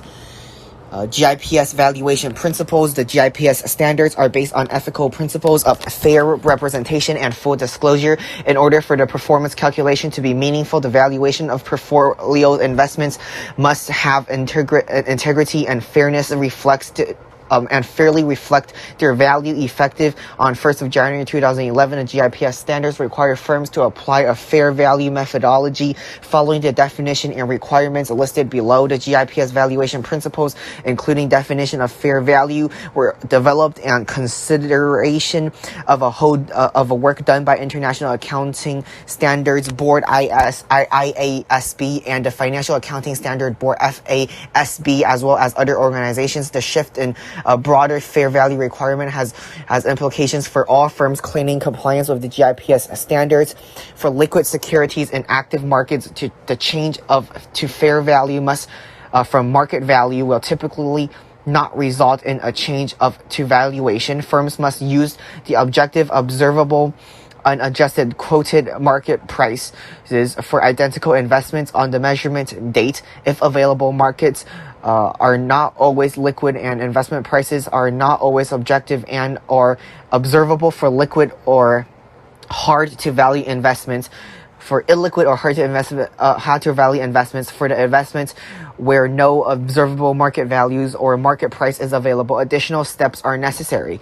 A firm's valuation policies and procedures must address situations where the market prices may be available for similar but not identical investments. Inputs to valuations are subjective rather than objective, and or markets are inactive instead of active. There is a recommended valuation hierarchy materially differs from the recommended valuation hierarchy. Although a firm may use external third parties to value investments, the firm still remains responsible for compliance with GIPS standards, including the GIPS valuation principles. Firms claiming compliance with the GIPS standards must adhere to all requirements and should comply with the recommendations below. A fair value definition. A fair value is defined as the amount at which an investment can be exchanged in a current arm's length transaction between willing parties, in which the parties each act knowledgeably and prudently. The valuation must be determined using the objectives, observable, unadjusted quoted market price of identical investments in an active market on the measurement date if available. In the absence of objectivity, observable, unadjusted quoted market prices for identical investments in an active market on the measurement date.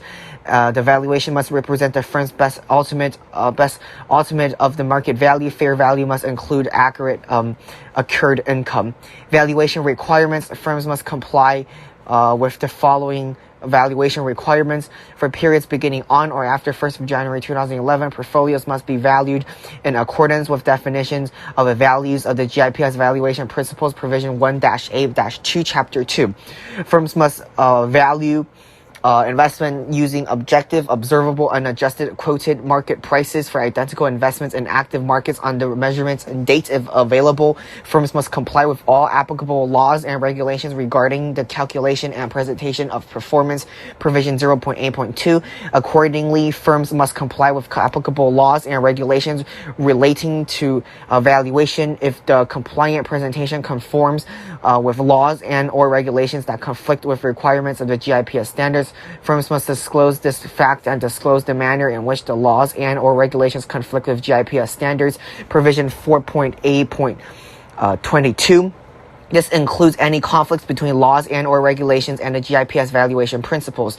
Firms must document their policies and procedures used in establishing and maintaining compliance with the GIPS standards, including ensuring the existence of ownership of client assets, and must apply them consistently. Provision 0.8.5. Accordingly, firms must document their valuation policies, procedures, methodology, and hierarchy, including any changes, and must apply them consistently. Firms must disclose that policies of valuing portfolios, calculating performances, and preparing compliant presentations are available upon request. Provision 4.8.12. For periods beginning on or after 1st of January 2011, firms must disclose the use of subjective, unobservable input evaluating portfolio investments as described in the GIPS valuation principles. If the portfolio investment value using subjective, unobservable input and material in the composite provision 4.8.12 for periods beginning on or after 1st of January 2011, firms must disclose if the composite valuation hierarchy materially differs from the recommended hierarchy of the GIPS valuation principles. Provision 4.8.28, additional real estate valuation requirements. Real estate investments must have an external valuation. Provision 6.8.4, external valuation process must adhere to practices of the relevant valuation governing the standard setting body. Firms must not use external valuation where the valuers or appraisers' fees is contingent upon investment appraised value. External valuation must be performed by an independent, external, professionally designated, certified, or licensed commercially property valuer / appraiser. If markets where those professionals are not available, the firm must take necessary steps to ensure that only well-qualified and independent property valuers or appraisers are used. Provision 6.8.5. Firms must disclose the internal valuation methodology used in valuing real estate investments in the most recent period. Provision 6.8.10.b. For periods beginning on or after 1st of January 2011, firms must disclose material changes to valuation policies and or methodologies. Provision 6.8.10.b. For periods beginning on or after 1st of January 2011, firms must disclose material changes to valuation policies and or methodologies. Provision 6.8.10.c. For periods beginning on or after 1st of January 2011, firms must disclose material differences between an external valuation and the valuation used in performance reporting and the reasons for the difference. Provision 6.8.12.10.d. Firms must present as of each annual period and the percentage of composites asset valued using an external valuation during the annual period. Provision 6.8.16.b. Additional private equity valuation requirements. The valuation methodology selected must be appropriate for a particular investment based on the nature, facts, and circumstances of the investment. Firms must disclose the valuation of methodology used to value private equity investments for the most recent period. Provision 7.8.13. For periods ending on or after 1st of January 2011, firms must disclose material changes to valuation policies and or methodologies. Provision 7.8.14. If the firm adheres to any industry valuation guidelines in addition to the GIPS valuation principles, the firms must disclose which guidelines have been applied. Provision 7.8.15. Valuation recommendation. Firms should comply with the following valuation recommendations. Valuation hierarchy. Firms should incorporate the following hierarchy into the policies and procedures for determining fair value for portfolio investments on a composite specific basis. Investments must be valued using objective, observable, unadjusted quoted market prices for identical investments in an active market on the measurement date, if available. If not available, then investments should be valued using objective, observable quoted market prices for similar investments in active markets. If not available or appropriate, then investments should be valued using quoted prices for identical or similar investments in markets that are not active, markets in which there are few transactions for investments. The prices are not certain, or prices quotation vary substantially over time, and or between market makers. If not available or appropriate, the investment should be valued based on market-based inputs other than quoted prices that are observable from an investment. If not available or appropriate, the investments should be valued based on subjective unobservable inputs for investments where markets are not active at the measurement date. Unobservable inputs should only be used to measure full fair value to the extent that observable input and prices are not available or appropriate. Unobservable input reflects the firm's own assumptions about the assumptions that market participants would use in pricing the investments, and should be developed based on the best information available under the circumstances. Firms should disclose material changes to valuation policies and or methodologies. Provision 4.B.1, firms should disclose the key assumptions used in value portfolio investment. Provision 4.B.4, for periods prior to 1st of January 2011, firms should disclose the use of subjective unobservable input and for valuating portfolio performances.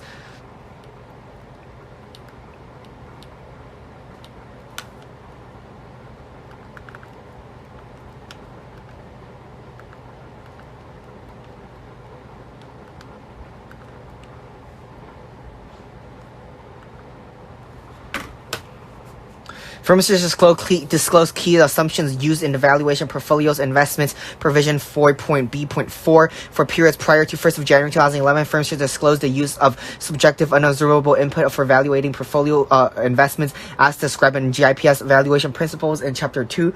If the portfolio investments value using subjective unobservable input are material to the composite, provision 4.B.6, valuations should be obtained from qualified independent third party. Provision 1.B.2, additional real estate valuation recommendations. Although appraiser standards may allow for range of estimated values, it is recommended that a single value to be obtained from external valuers and appraisers because only one value is used in performance reporting. In a recommendation that external firms are rotated every 3 to 5 years, firms should explain the disclosure and disclose material differences between the valuation used in performance reporting and the valuation in the financial reporting as the annual period ends. Provision 6.B.4, for periods prior to 1st of January 2011, firms should disclose material changes to valuation policies and or methodologies. Provision 6.B.5, additional private equity valuation recommendations. Firms should explain and disclose material differences between the valuations used in performance reporting and valuation used in financial reporting as each annual period ends. Provision 7.B.3, for periods prior to 1st of January 2011, firms should disclose material changes to valuation policies and or methodologies. Provision 7.B.4, for the following circumstances, considerations should be incorporated into the valuation process: the quality and reliability of data used in each methodology, the comparability of enterprise or transaction data, the stage of development and enterprise, and additional any traditional considerations unique to the enterprise. GIPS advertising guidelines. Purpose of GIPS advertising guidelines. The GIPS advertising guidelines provides firms with options for advertising performance when mentioning the firm's claims and compliance. The GIPS advertising guidelines do not replace the GIPS standards, nor do they absolve firms from presenting compliant presentation as required by the GIPS standards. These guidelines only apply to firms that already satisfy the requirements of the GIPS standards on a firm-wide basis and claims compliance with the GIPS standards in an advertisement. Firms that choose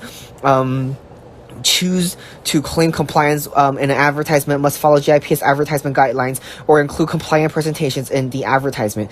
Definition of advertisement. For the purpose of these guidelines, an advertisement includes any material that are distributed to or designed for use in newspaper, magazines, firms, brochures, letters, medias, websites, and other written or electronic material addressed to more than one prospective client. Any written material other than one-on-one presentations to individual clients reporting distributed to maintain existing clients or solicit new clients for a firm is considered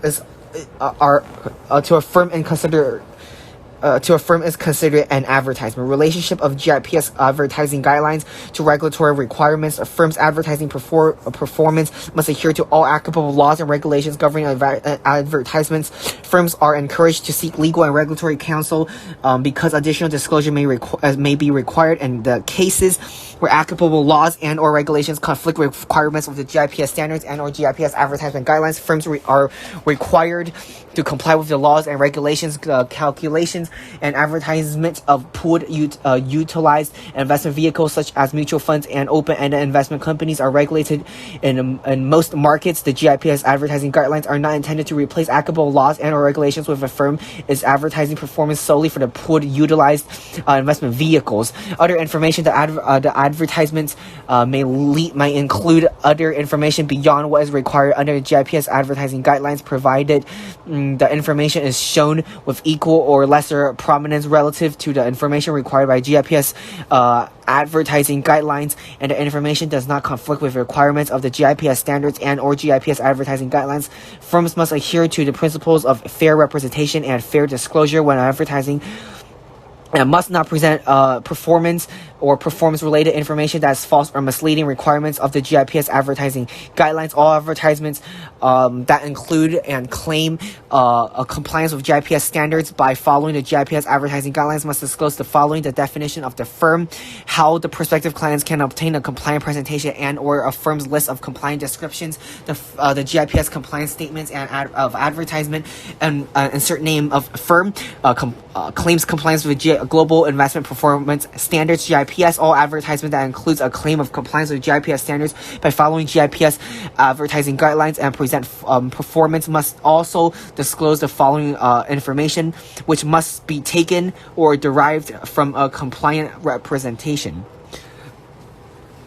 the composite description, composite total returns according to one of the following: 1, 3, and 5 years annualized composite returns through the most recent period, with the period and date clearly identified. The composite has been in existence for less than 5 years. Firms must be also present the annualized returns since the composite inception date. For example, if the composite has been existing for 4 years, the firms must present 1, 3, and 4 annualized returns through the most recent period. Returns for periods of less than 1 year must not be annualized. Period to date composite returns in addition to 1, 3, and 5 year annualized composite returns through the same period of time as presented in the composite compliant presentation, with the period and date clearly identified. If the composite has been in existence for less than 5 years, firms must present the annualized returns since the composite inception date. For example, if the composite has been in existence for 4 years, the firms must present 1, 3, and 4 years annualized returns in addition to the period to date composite returns. Returns for periods of less than 1 year must not be annualized. Period to date composite returns in addition to 5 year annualized composite returns, or each annual.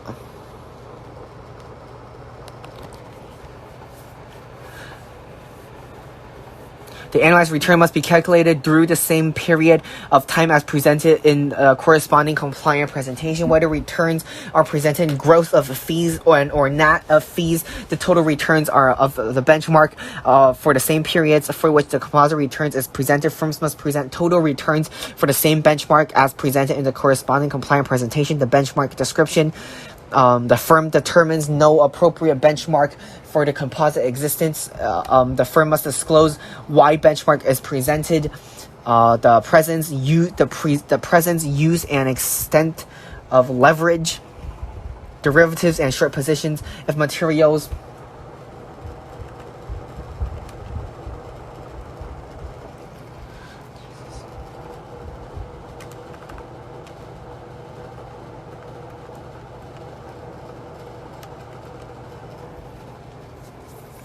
for any performance, if advertising conforms with laws and or regulations that conflict with the requirements of the GIPS standards and or the GIPS advertising guidelines, firms must disclose the fact and disclose the manner in which the laws and or regulations conflict with GIPS standards and the GIPS advertising guidelines. Verification is intended to provide a firm and the existing clients with prospective clients additional confidence in the firm's claim of compliance with the GIPS standards. Verification may increase the knowledge of the firm's performance measurement team and improve the consistency and quality of the firm's compliant presentation. Verification may also provide improved internal processes and procedures as well as marketing advantages to the firm. Verification does not ensure the accuracy of any specific composite presentation. The GIPS standards recommend the firm to be verified. Verification brings additional credibility to the claims of compliance and supports the overall guiding principles of fair representation and full disclosure of the firm's investment performances. The verification procedures attempts to strike a balance between ensuring the quality, accuracy, and relevance of performance presentation and minimizing the cost to the firm. Scope and purpose of verification. 1. Verification must be performed by a qualified independent third party. 2. Verification assesses whether A, the firm has complied with all composite construction requirements of the GIPS standards on a firm-wide basis, and B, the firm's policies and procedures are designed to calculate and present performance in compliance with the GIPS standards. A single verification report is issued with respect to the whole firm. Verification cannot be carried out on a composite and accordingly does not provide accurate assurance about the performance of any specific composite. Firms must not state that a particular composite has been verified or make any claims to that effect. The initial minimum period for which verification can be performed is 1 year, or from the firm's inception date through the period end. If it is less than 1 year of a firm's presented performance, the recommended period within over which verification is performed is that part of the firm's performance for which compliance with GIPS standards is claimed. A verification report must opine that the firm has complied with all composite constructions required mints and GIPS standards on a firm-wide basis, and the firm policies and procedures are designated to calculate and present the performance in compliance with GIPS standards. The firms must not state that it has been verified unless the verification report has been issued.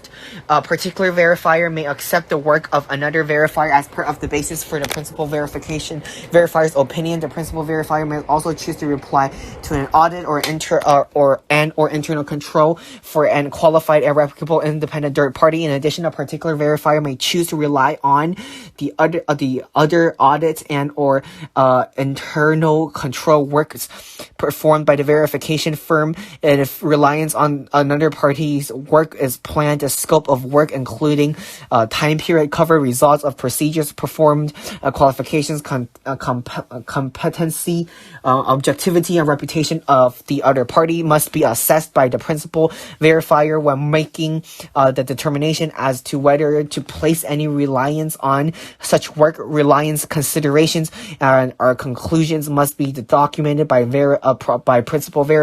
The principal verifier must use a professional skepticism when deciding whether to place reliance on work performed by another independent third party.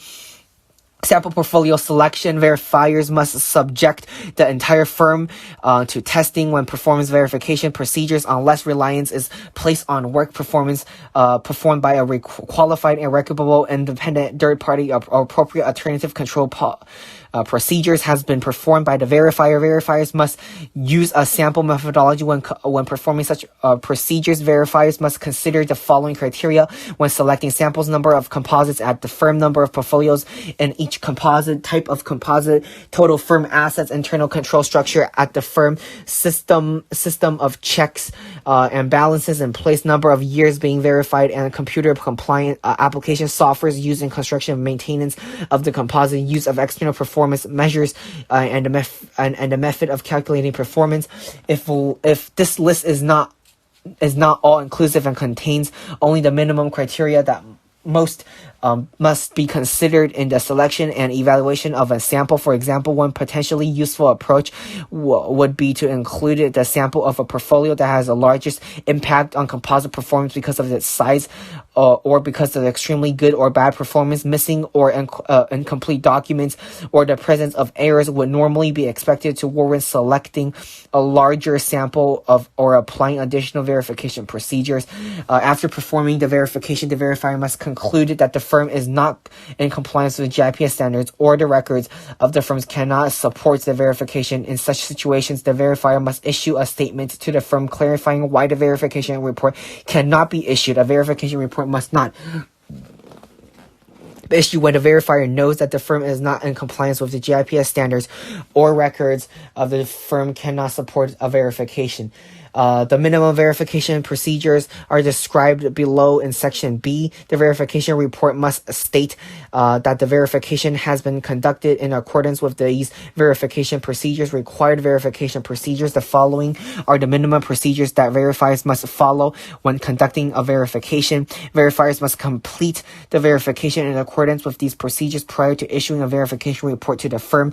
Pre-verification procedures. Knowledge of the GIPS standards. Verifiers must understand all the requirements and recommendations of the GIPS standards, including any updates, guidance, statements, interpretations, questions and answers, Q&As, and clarifications published by CFA Institute and a GIPS exclusive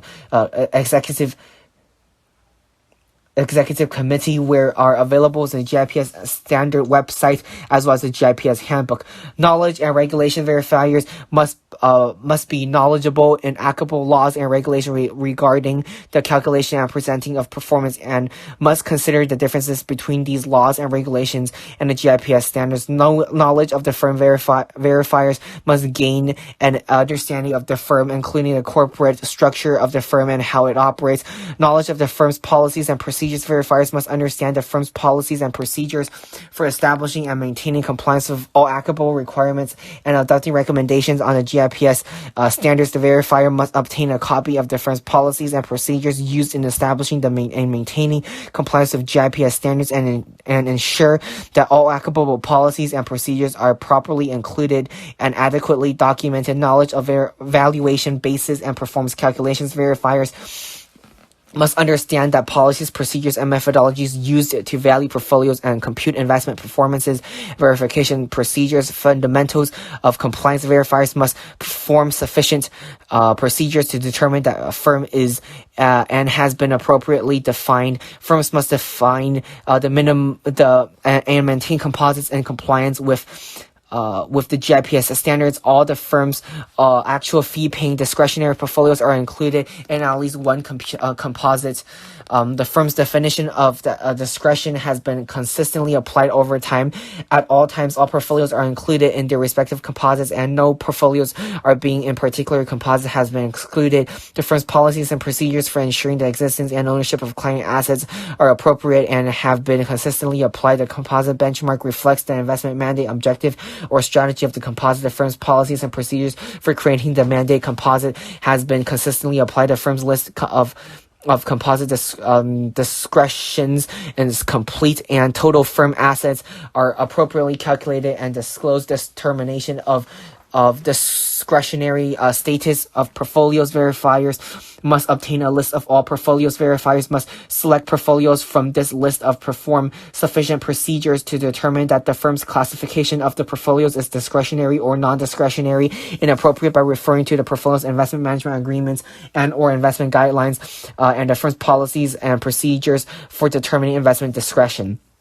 Allocation of portfolios and composites. Verifiers must obtain lists of all open but new and existing and closed portfolios for all composites for the periods being verified. Verifiers must select portfolios from these lists and perform sufficient procedures to determine that 1. The timing of inclusion in the composite is in accordance with policies and procedures of the firm. 2. The timing of exclusion from the composite is in accordance with policies and procedures of the firm. 3. The portfolio's investment mandate, objective, and strategy as indicated by the portfolio's investment management agreement, investment guidelines, portfolio summary, and or other appropriate documentation is considered is consistent with the composite definition. Portfolios are completely and accurately included in composite by tracing the selected portfolios from A, the portfolio's investment management agreements and or investment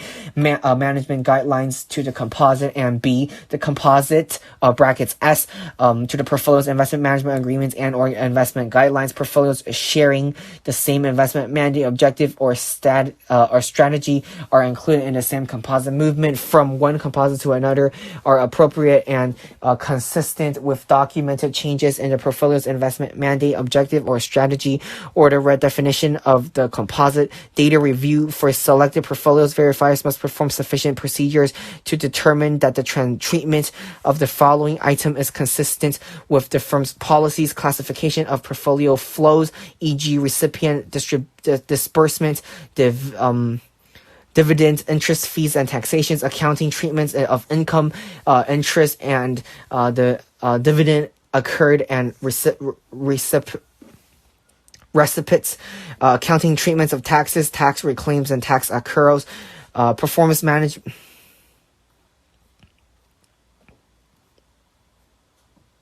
A compliant representation. Verifiers must perform sufficient procedures on a sample of compliant presentation to determine that the presentation includes all the information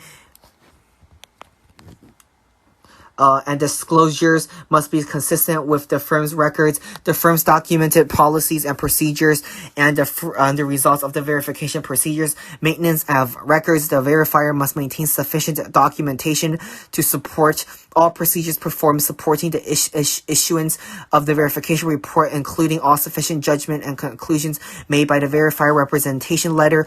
The verifier must obtain a representation letter from the firm confirming the policies and procedures. A performance examination. In addition to verification, a firm must choose to have a specifically focused performance examination of a particular composite compliant presentation.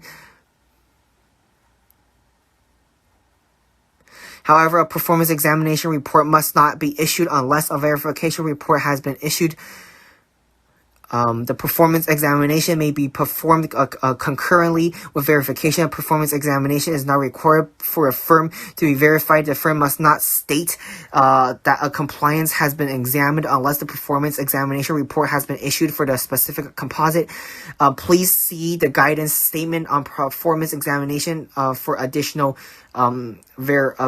additional guidance. So next we have the GIPA glossary. So you may take note that previously we have these bolded letters, right? These bolded words.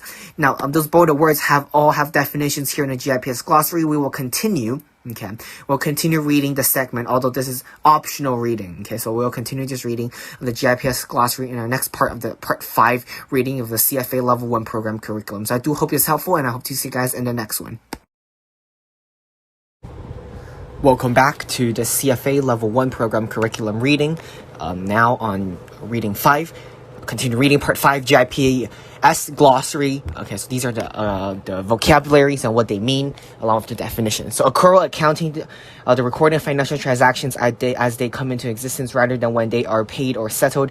Additional information that is required or recommended under GIPS standards that is not considered supplemental information. Administrative fees, all fees that are trading expense and the investment management fee. Administrative fees includes custody fees, accounting fees, auditing fees, consulting fees, legal fees, performance measurement fees, and other related fees. See bundled fees. All-in fees, a type of bundled fee that can include any combination of investment management fees, trading expenses, custody fees, and administrative fees. All-in fees are client-specific and typically offered in certain jurisdictions where asset management, brokerage, and custody services are offered by the same company. Benchmark, a point of reference against which the composite's performance and or risk is compared. A benchmark description, general information regarding the investment structure and or characteristics of the benchmark. The description must include the key features of the benchmark or the name of the benchmark for a readily recognized index or other point of reference. Bundled fees, a fee that combines multiple fees into one totaled or bundled fee. Bundled fees can include any combination of investment management fees, trading expenses, custody fees, and or administrative fees. 2 examples of bundle fees and wrap fees are all in fees. Capital employed under real estate, the denominator of the return calculations and defined as the weighted average equity weighted average capital during the measurement period. Capital employed does not include any income returns or capital returns earned during the measurement periods. Beginning capital is adjusted by weighing the external cash flows that occurs during the period. Capital returns the change in value of real estate investments and cash on cash equivalent assets held throughout the measurement period, adjusted for all capital expenditures subjected and net proceeds from sales added. The capital returns is computed as a percentage of the capital employed, known as capital appreciation returns or appreciation returns. Carried interest, real estate and private equity. The profit of general partners are allocated from the profit of the investments made by the investment vehicle, known as carry or promote. A portion of a portfolio that is by itself representative of a distinct investment strategy. It is used to create a track record for a narrow mandate from a multiple strategy portfolio managed to a broader mandate for periods beginning on or after 1st of January 2010. A carve-out must be managed separately with its own cash balance. Closed-end fund, a type of investment vehicle where the number of investors, total committed capital, and life are fixed and not open for subscriptions and or redemption. Closed-end funds have a capital call or down process in place that is controlled by the general partners. Committed capital, real estate and private equity pledges of capital in an investment vehicle by investors, limited partners, and the general partners, or by the firm. Committed capital is typically not drawn down at once, but drawn down over a period of time, also known as commitments. A compliant presentation, a presentation for a composite that contains all the information required by GIPS standards and may also include additional information or supplemental information. See sample a compliant presentation in Appendix A. Composite, an aggregation of one or more portfolios managed according to a similar investment mandate, objective, or strategy. Composite creation date, the date when the firm first groups one or more portfolios to create a composite. The composite creation date is not necessarily the same as the composite inception date. Composite definition, the detailed criteria that determines the assessment of portfolio of composites. A portfolio to composites criteria may include investment mandate, style or strategy, asset class, and use of derivatives, leverage and or hedging targets, risk management, investment constraints or restrictions, and or portfolio types, e.g. segregated or pooled, taxable versus tax exempt. Composite description, general information regarding the investment mandate, objective, or strategy of the composite. The composite description may be more abbreviated than the composite definition, but must include all key features of the composite and must include enough information to allow a prospective client to understand the key characteristics of the composite's investment mandate, objectives, or strategy. See the sample list of composite description in Appendix C. Composite inception date, the initial date of the composite's performance records. The composite inception date is not necessarily the same as the composite creation date. Composite termination date, the date that the last portfolio exists a composite custody fee, the fee payable to the custodian for safekeeping for portfolio assets. Custody fees are considered to be administrative fees and typically contain the asset-based portions of transactions fees-based portion. The custody fee may also include charges for additional services, including accounting, securities, lending, and or performance measurements. Custodial fees that are charged per transaction should be included in the custody fee and not included as part of trading expenses. Direct investments made directly to private equity investments rather than investments made in fund investment vehicles or cash equivalents. Distinct business entity, a unit, division, department, or office that is organized or organizationally and functionally segregated from other units, divisions, departments, or offices, and that retains discretion over the assets it manages, and that should have autonomy over the investment decision-making process. Possible criteria that can be used to determine this includes being a legal entity, having a distinct market or client type, e.g. institutional, retail, private client, etc., using a separate and distinct investment process, distribution, cash or stock distribution distributed to limited partners or investors from an investment vehicle, distributions are typically at the discretion of general partners, or the firm's distributions includes both reliable and non-reliable distributions. DPI for real estate and private equity, since inception distribution divided by since inception paid in capital. Realization multiple. Evergreen fund for private equity, an open-end fund that allows for ongoing subscriptions and or redemptions by investors. Ex ante, before the fact. Ex post, after the fact. External cash flow. Capital, cash, or investments that enters or exits a portfolio. External valuation for real estate, an asset or value performed by an independent external third party who is qualified, professionally designated, certified or licensed commercial property valuer / appraiser. Fair value, the amount at which an investment can be exchanged in the current arm's length transactions between willing parties in which the parties each act knowingly and prudently. The valuation must be determined using the objective, observable, unadjusted, quoted market price for an identical investment in an active market on the measurement data, if available. In the absence of objective, observable, unadjusted, quoted market price of an identical investment in the active market on the measurement date, the valuation must represent the firm's best estimate of the market value. Fair value must include accrued income. Fee schedule, the firm's current schedule for investment management fees or bundled fees relevant to the particular company presentation. The date when last portfolio in a composite is fully distributed. Firm is the entity defined for compliance with GIPS standards. See distinct business entity.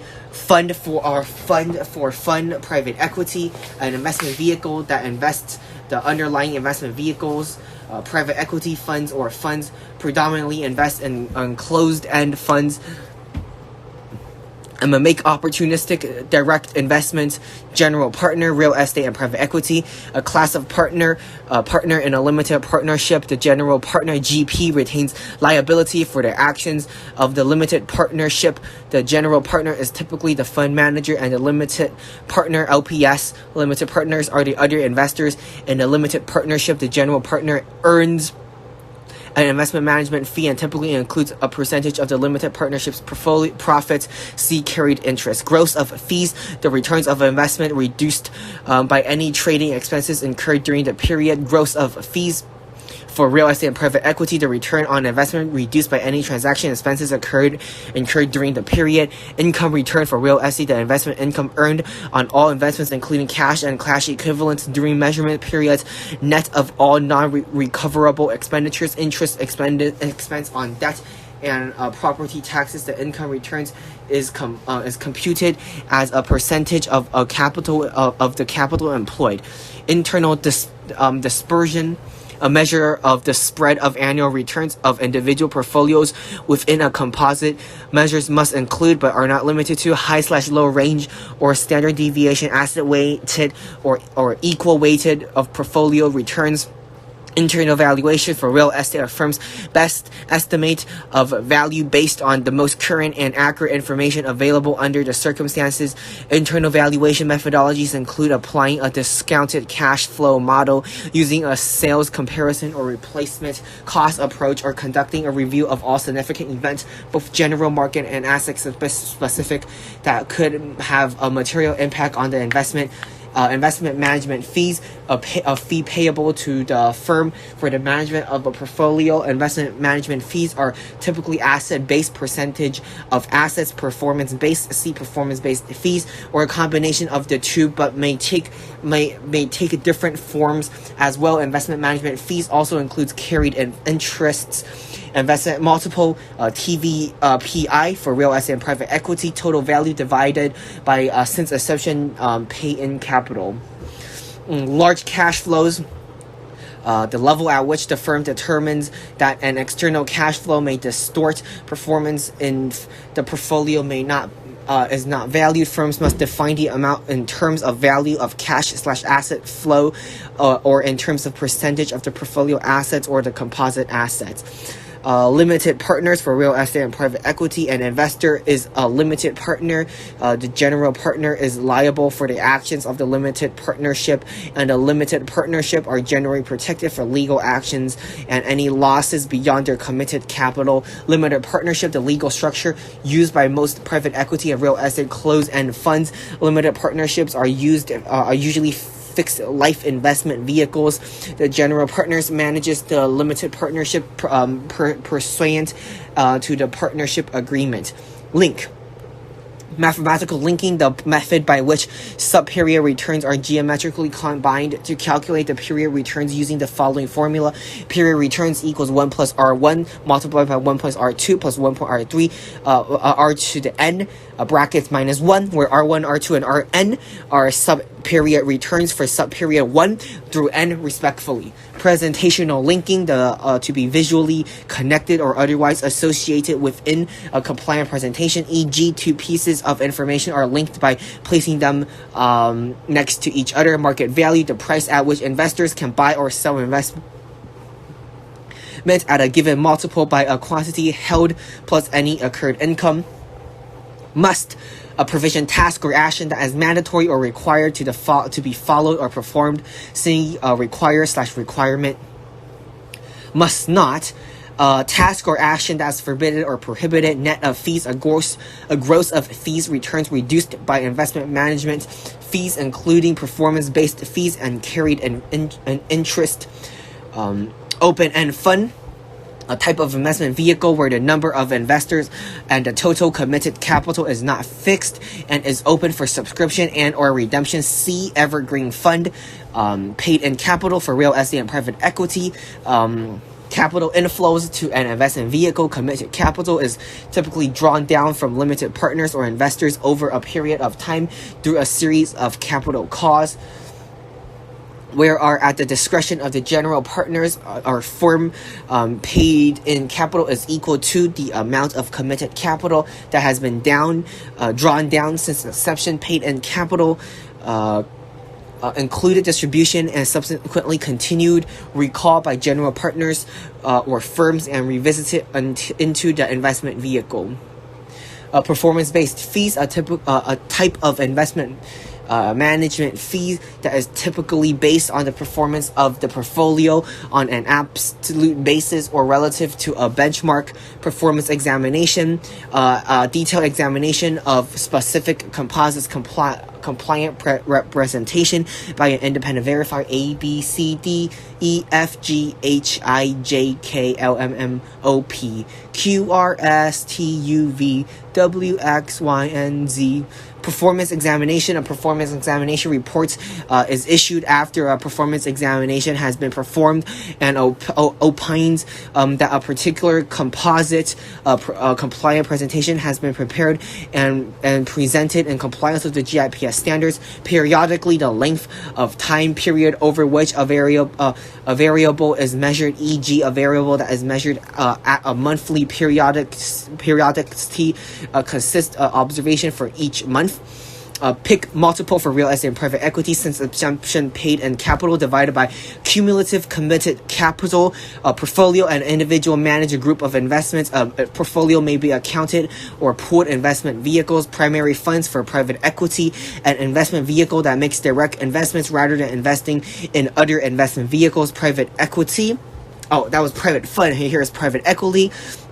Investment strategy included but not limited to venture capital, leveraged buyouts, consolidation, mezzanine and distressed debt investments, and a variety of hybrids such as venture leasing and venture factoring. Professionally designated, certified, or licensed compliant commercial property valuer / appraiser in Europe, Canada, and some parts of East Asia. The predominant professional designator is the Royal Institute of Chartered Surveyors, RICS. In the United States, the professional designated is member of Appraiser Institute, MAI. In addition, each state regulates real estate appraisers and registered license or certificates based on their experience and test results. property, assets, investments owned by the firm and the firm's management and or firm's parent company that are managed by the firm, prospective clients, any person or entity that has expressed interest in one of the firm's composite strategies and qualifies to invest in the composite. Existing clients may be qualified to prospective clients for any strategy that is different from their current investment strategy. Investment consultant and other third parties are included as prospective clients if they represent investors that qualify as prospective clients. A public market equivalent PME for private equity.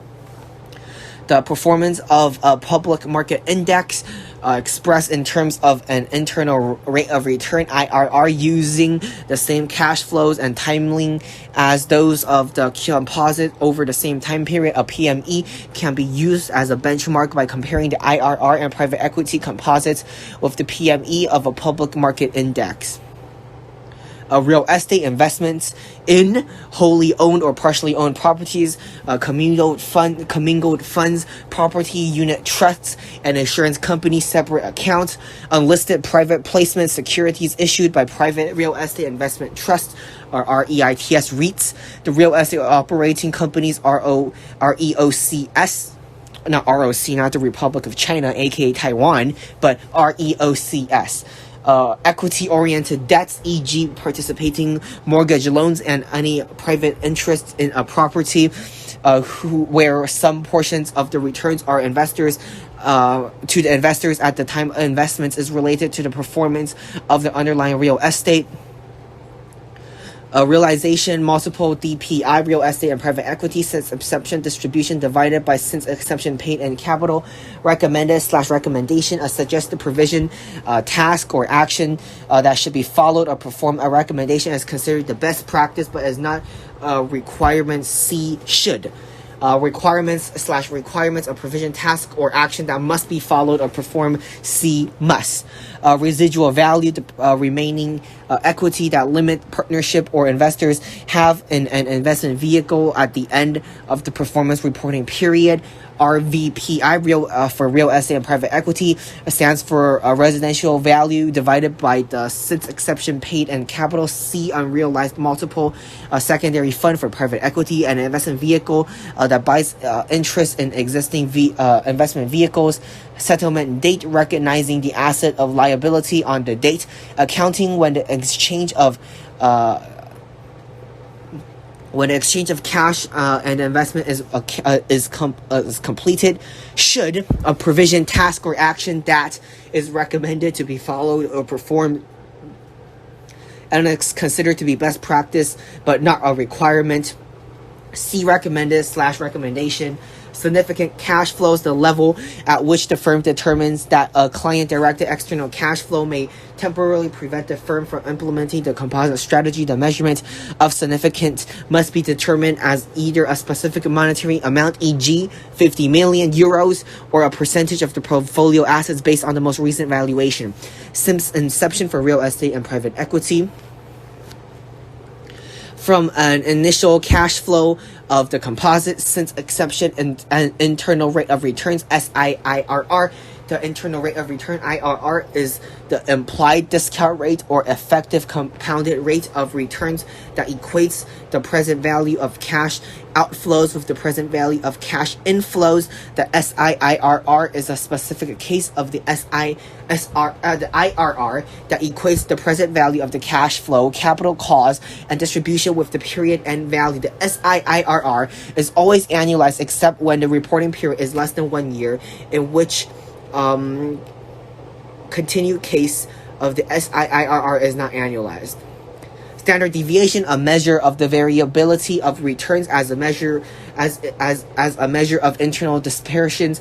Standard deviation quantifies the distribution of the returns of the individual portfolio within a composite as a measure of historical risk. Standard deviation quantifies the variability of the composites and or benchmark returns over time, also referred to as external standard deviation. Sub-advisor, a third-party investment managers hired by a firm to manage some or all of the assets for which a firm firm has investment management responsibility, supplements information, any performance-related information included as part of a compliant representation that supplements or enhances the required and or recommended provisions of the GIPS standards. Temporary new accounts, an account for temporarily holding client-directed external cash flows until they are invested according to the composite strategy or dispersed.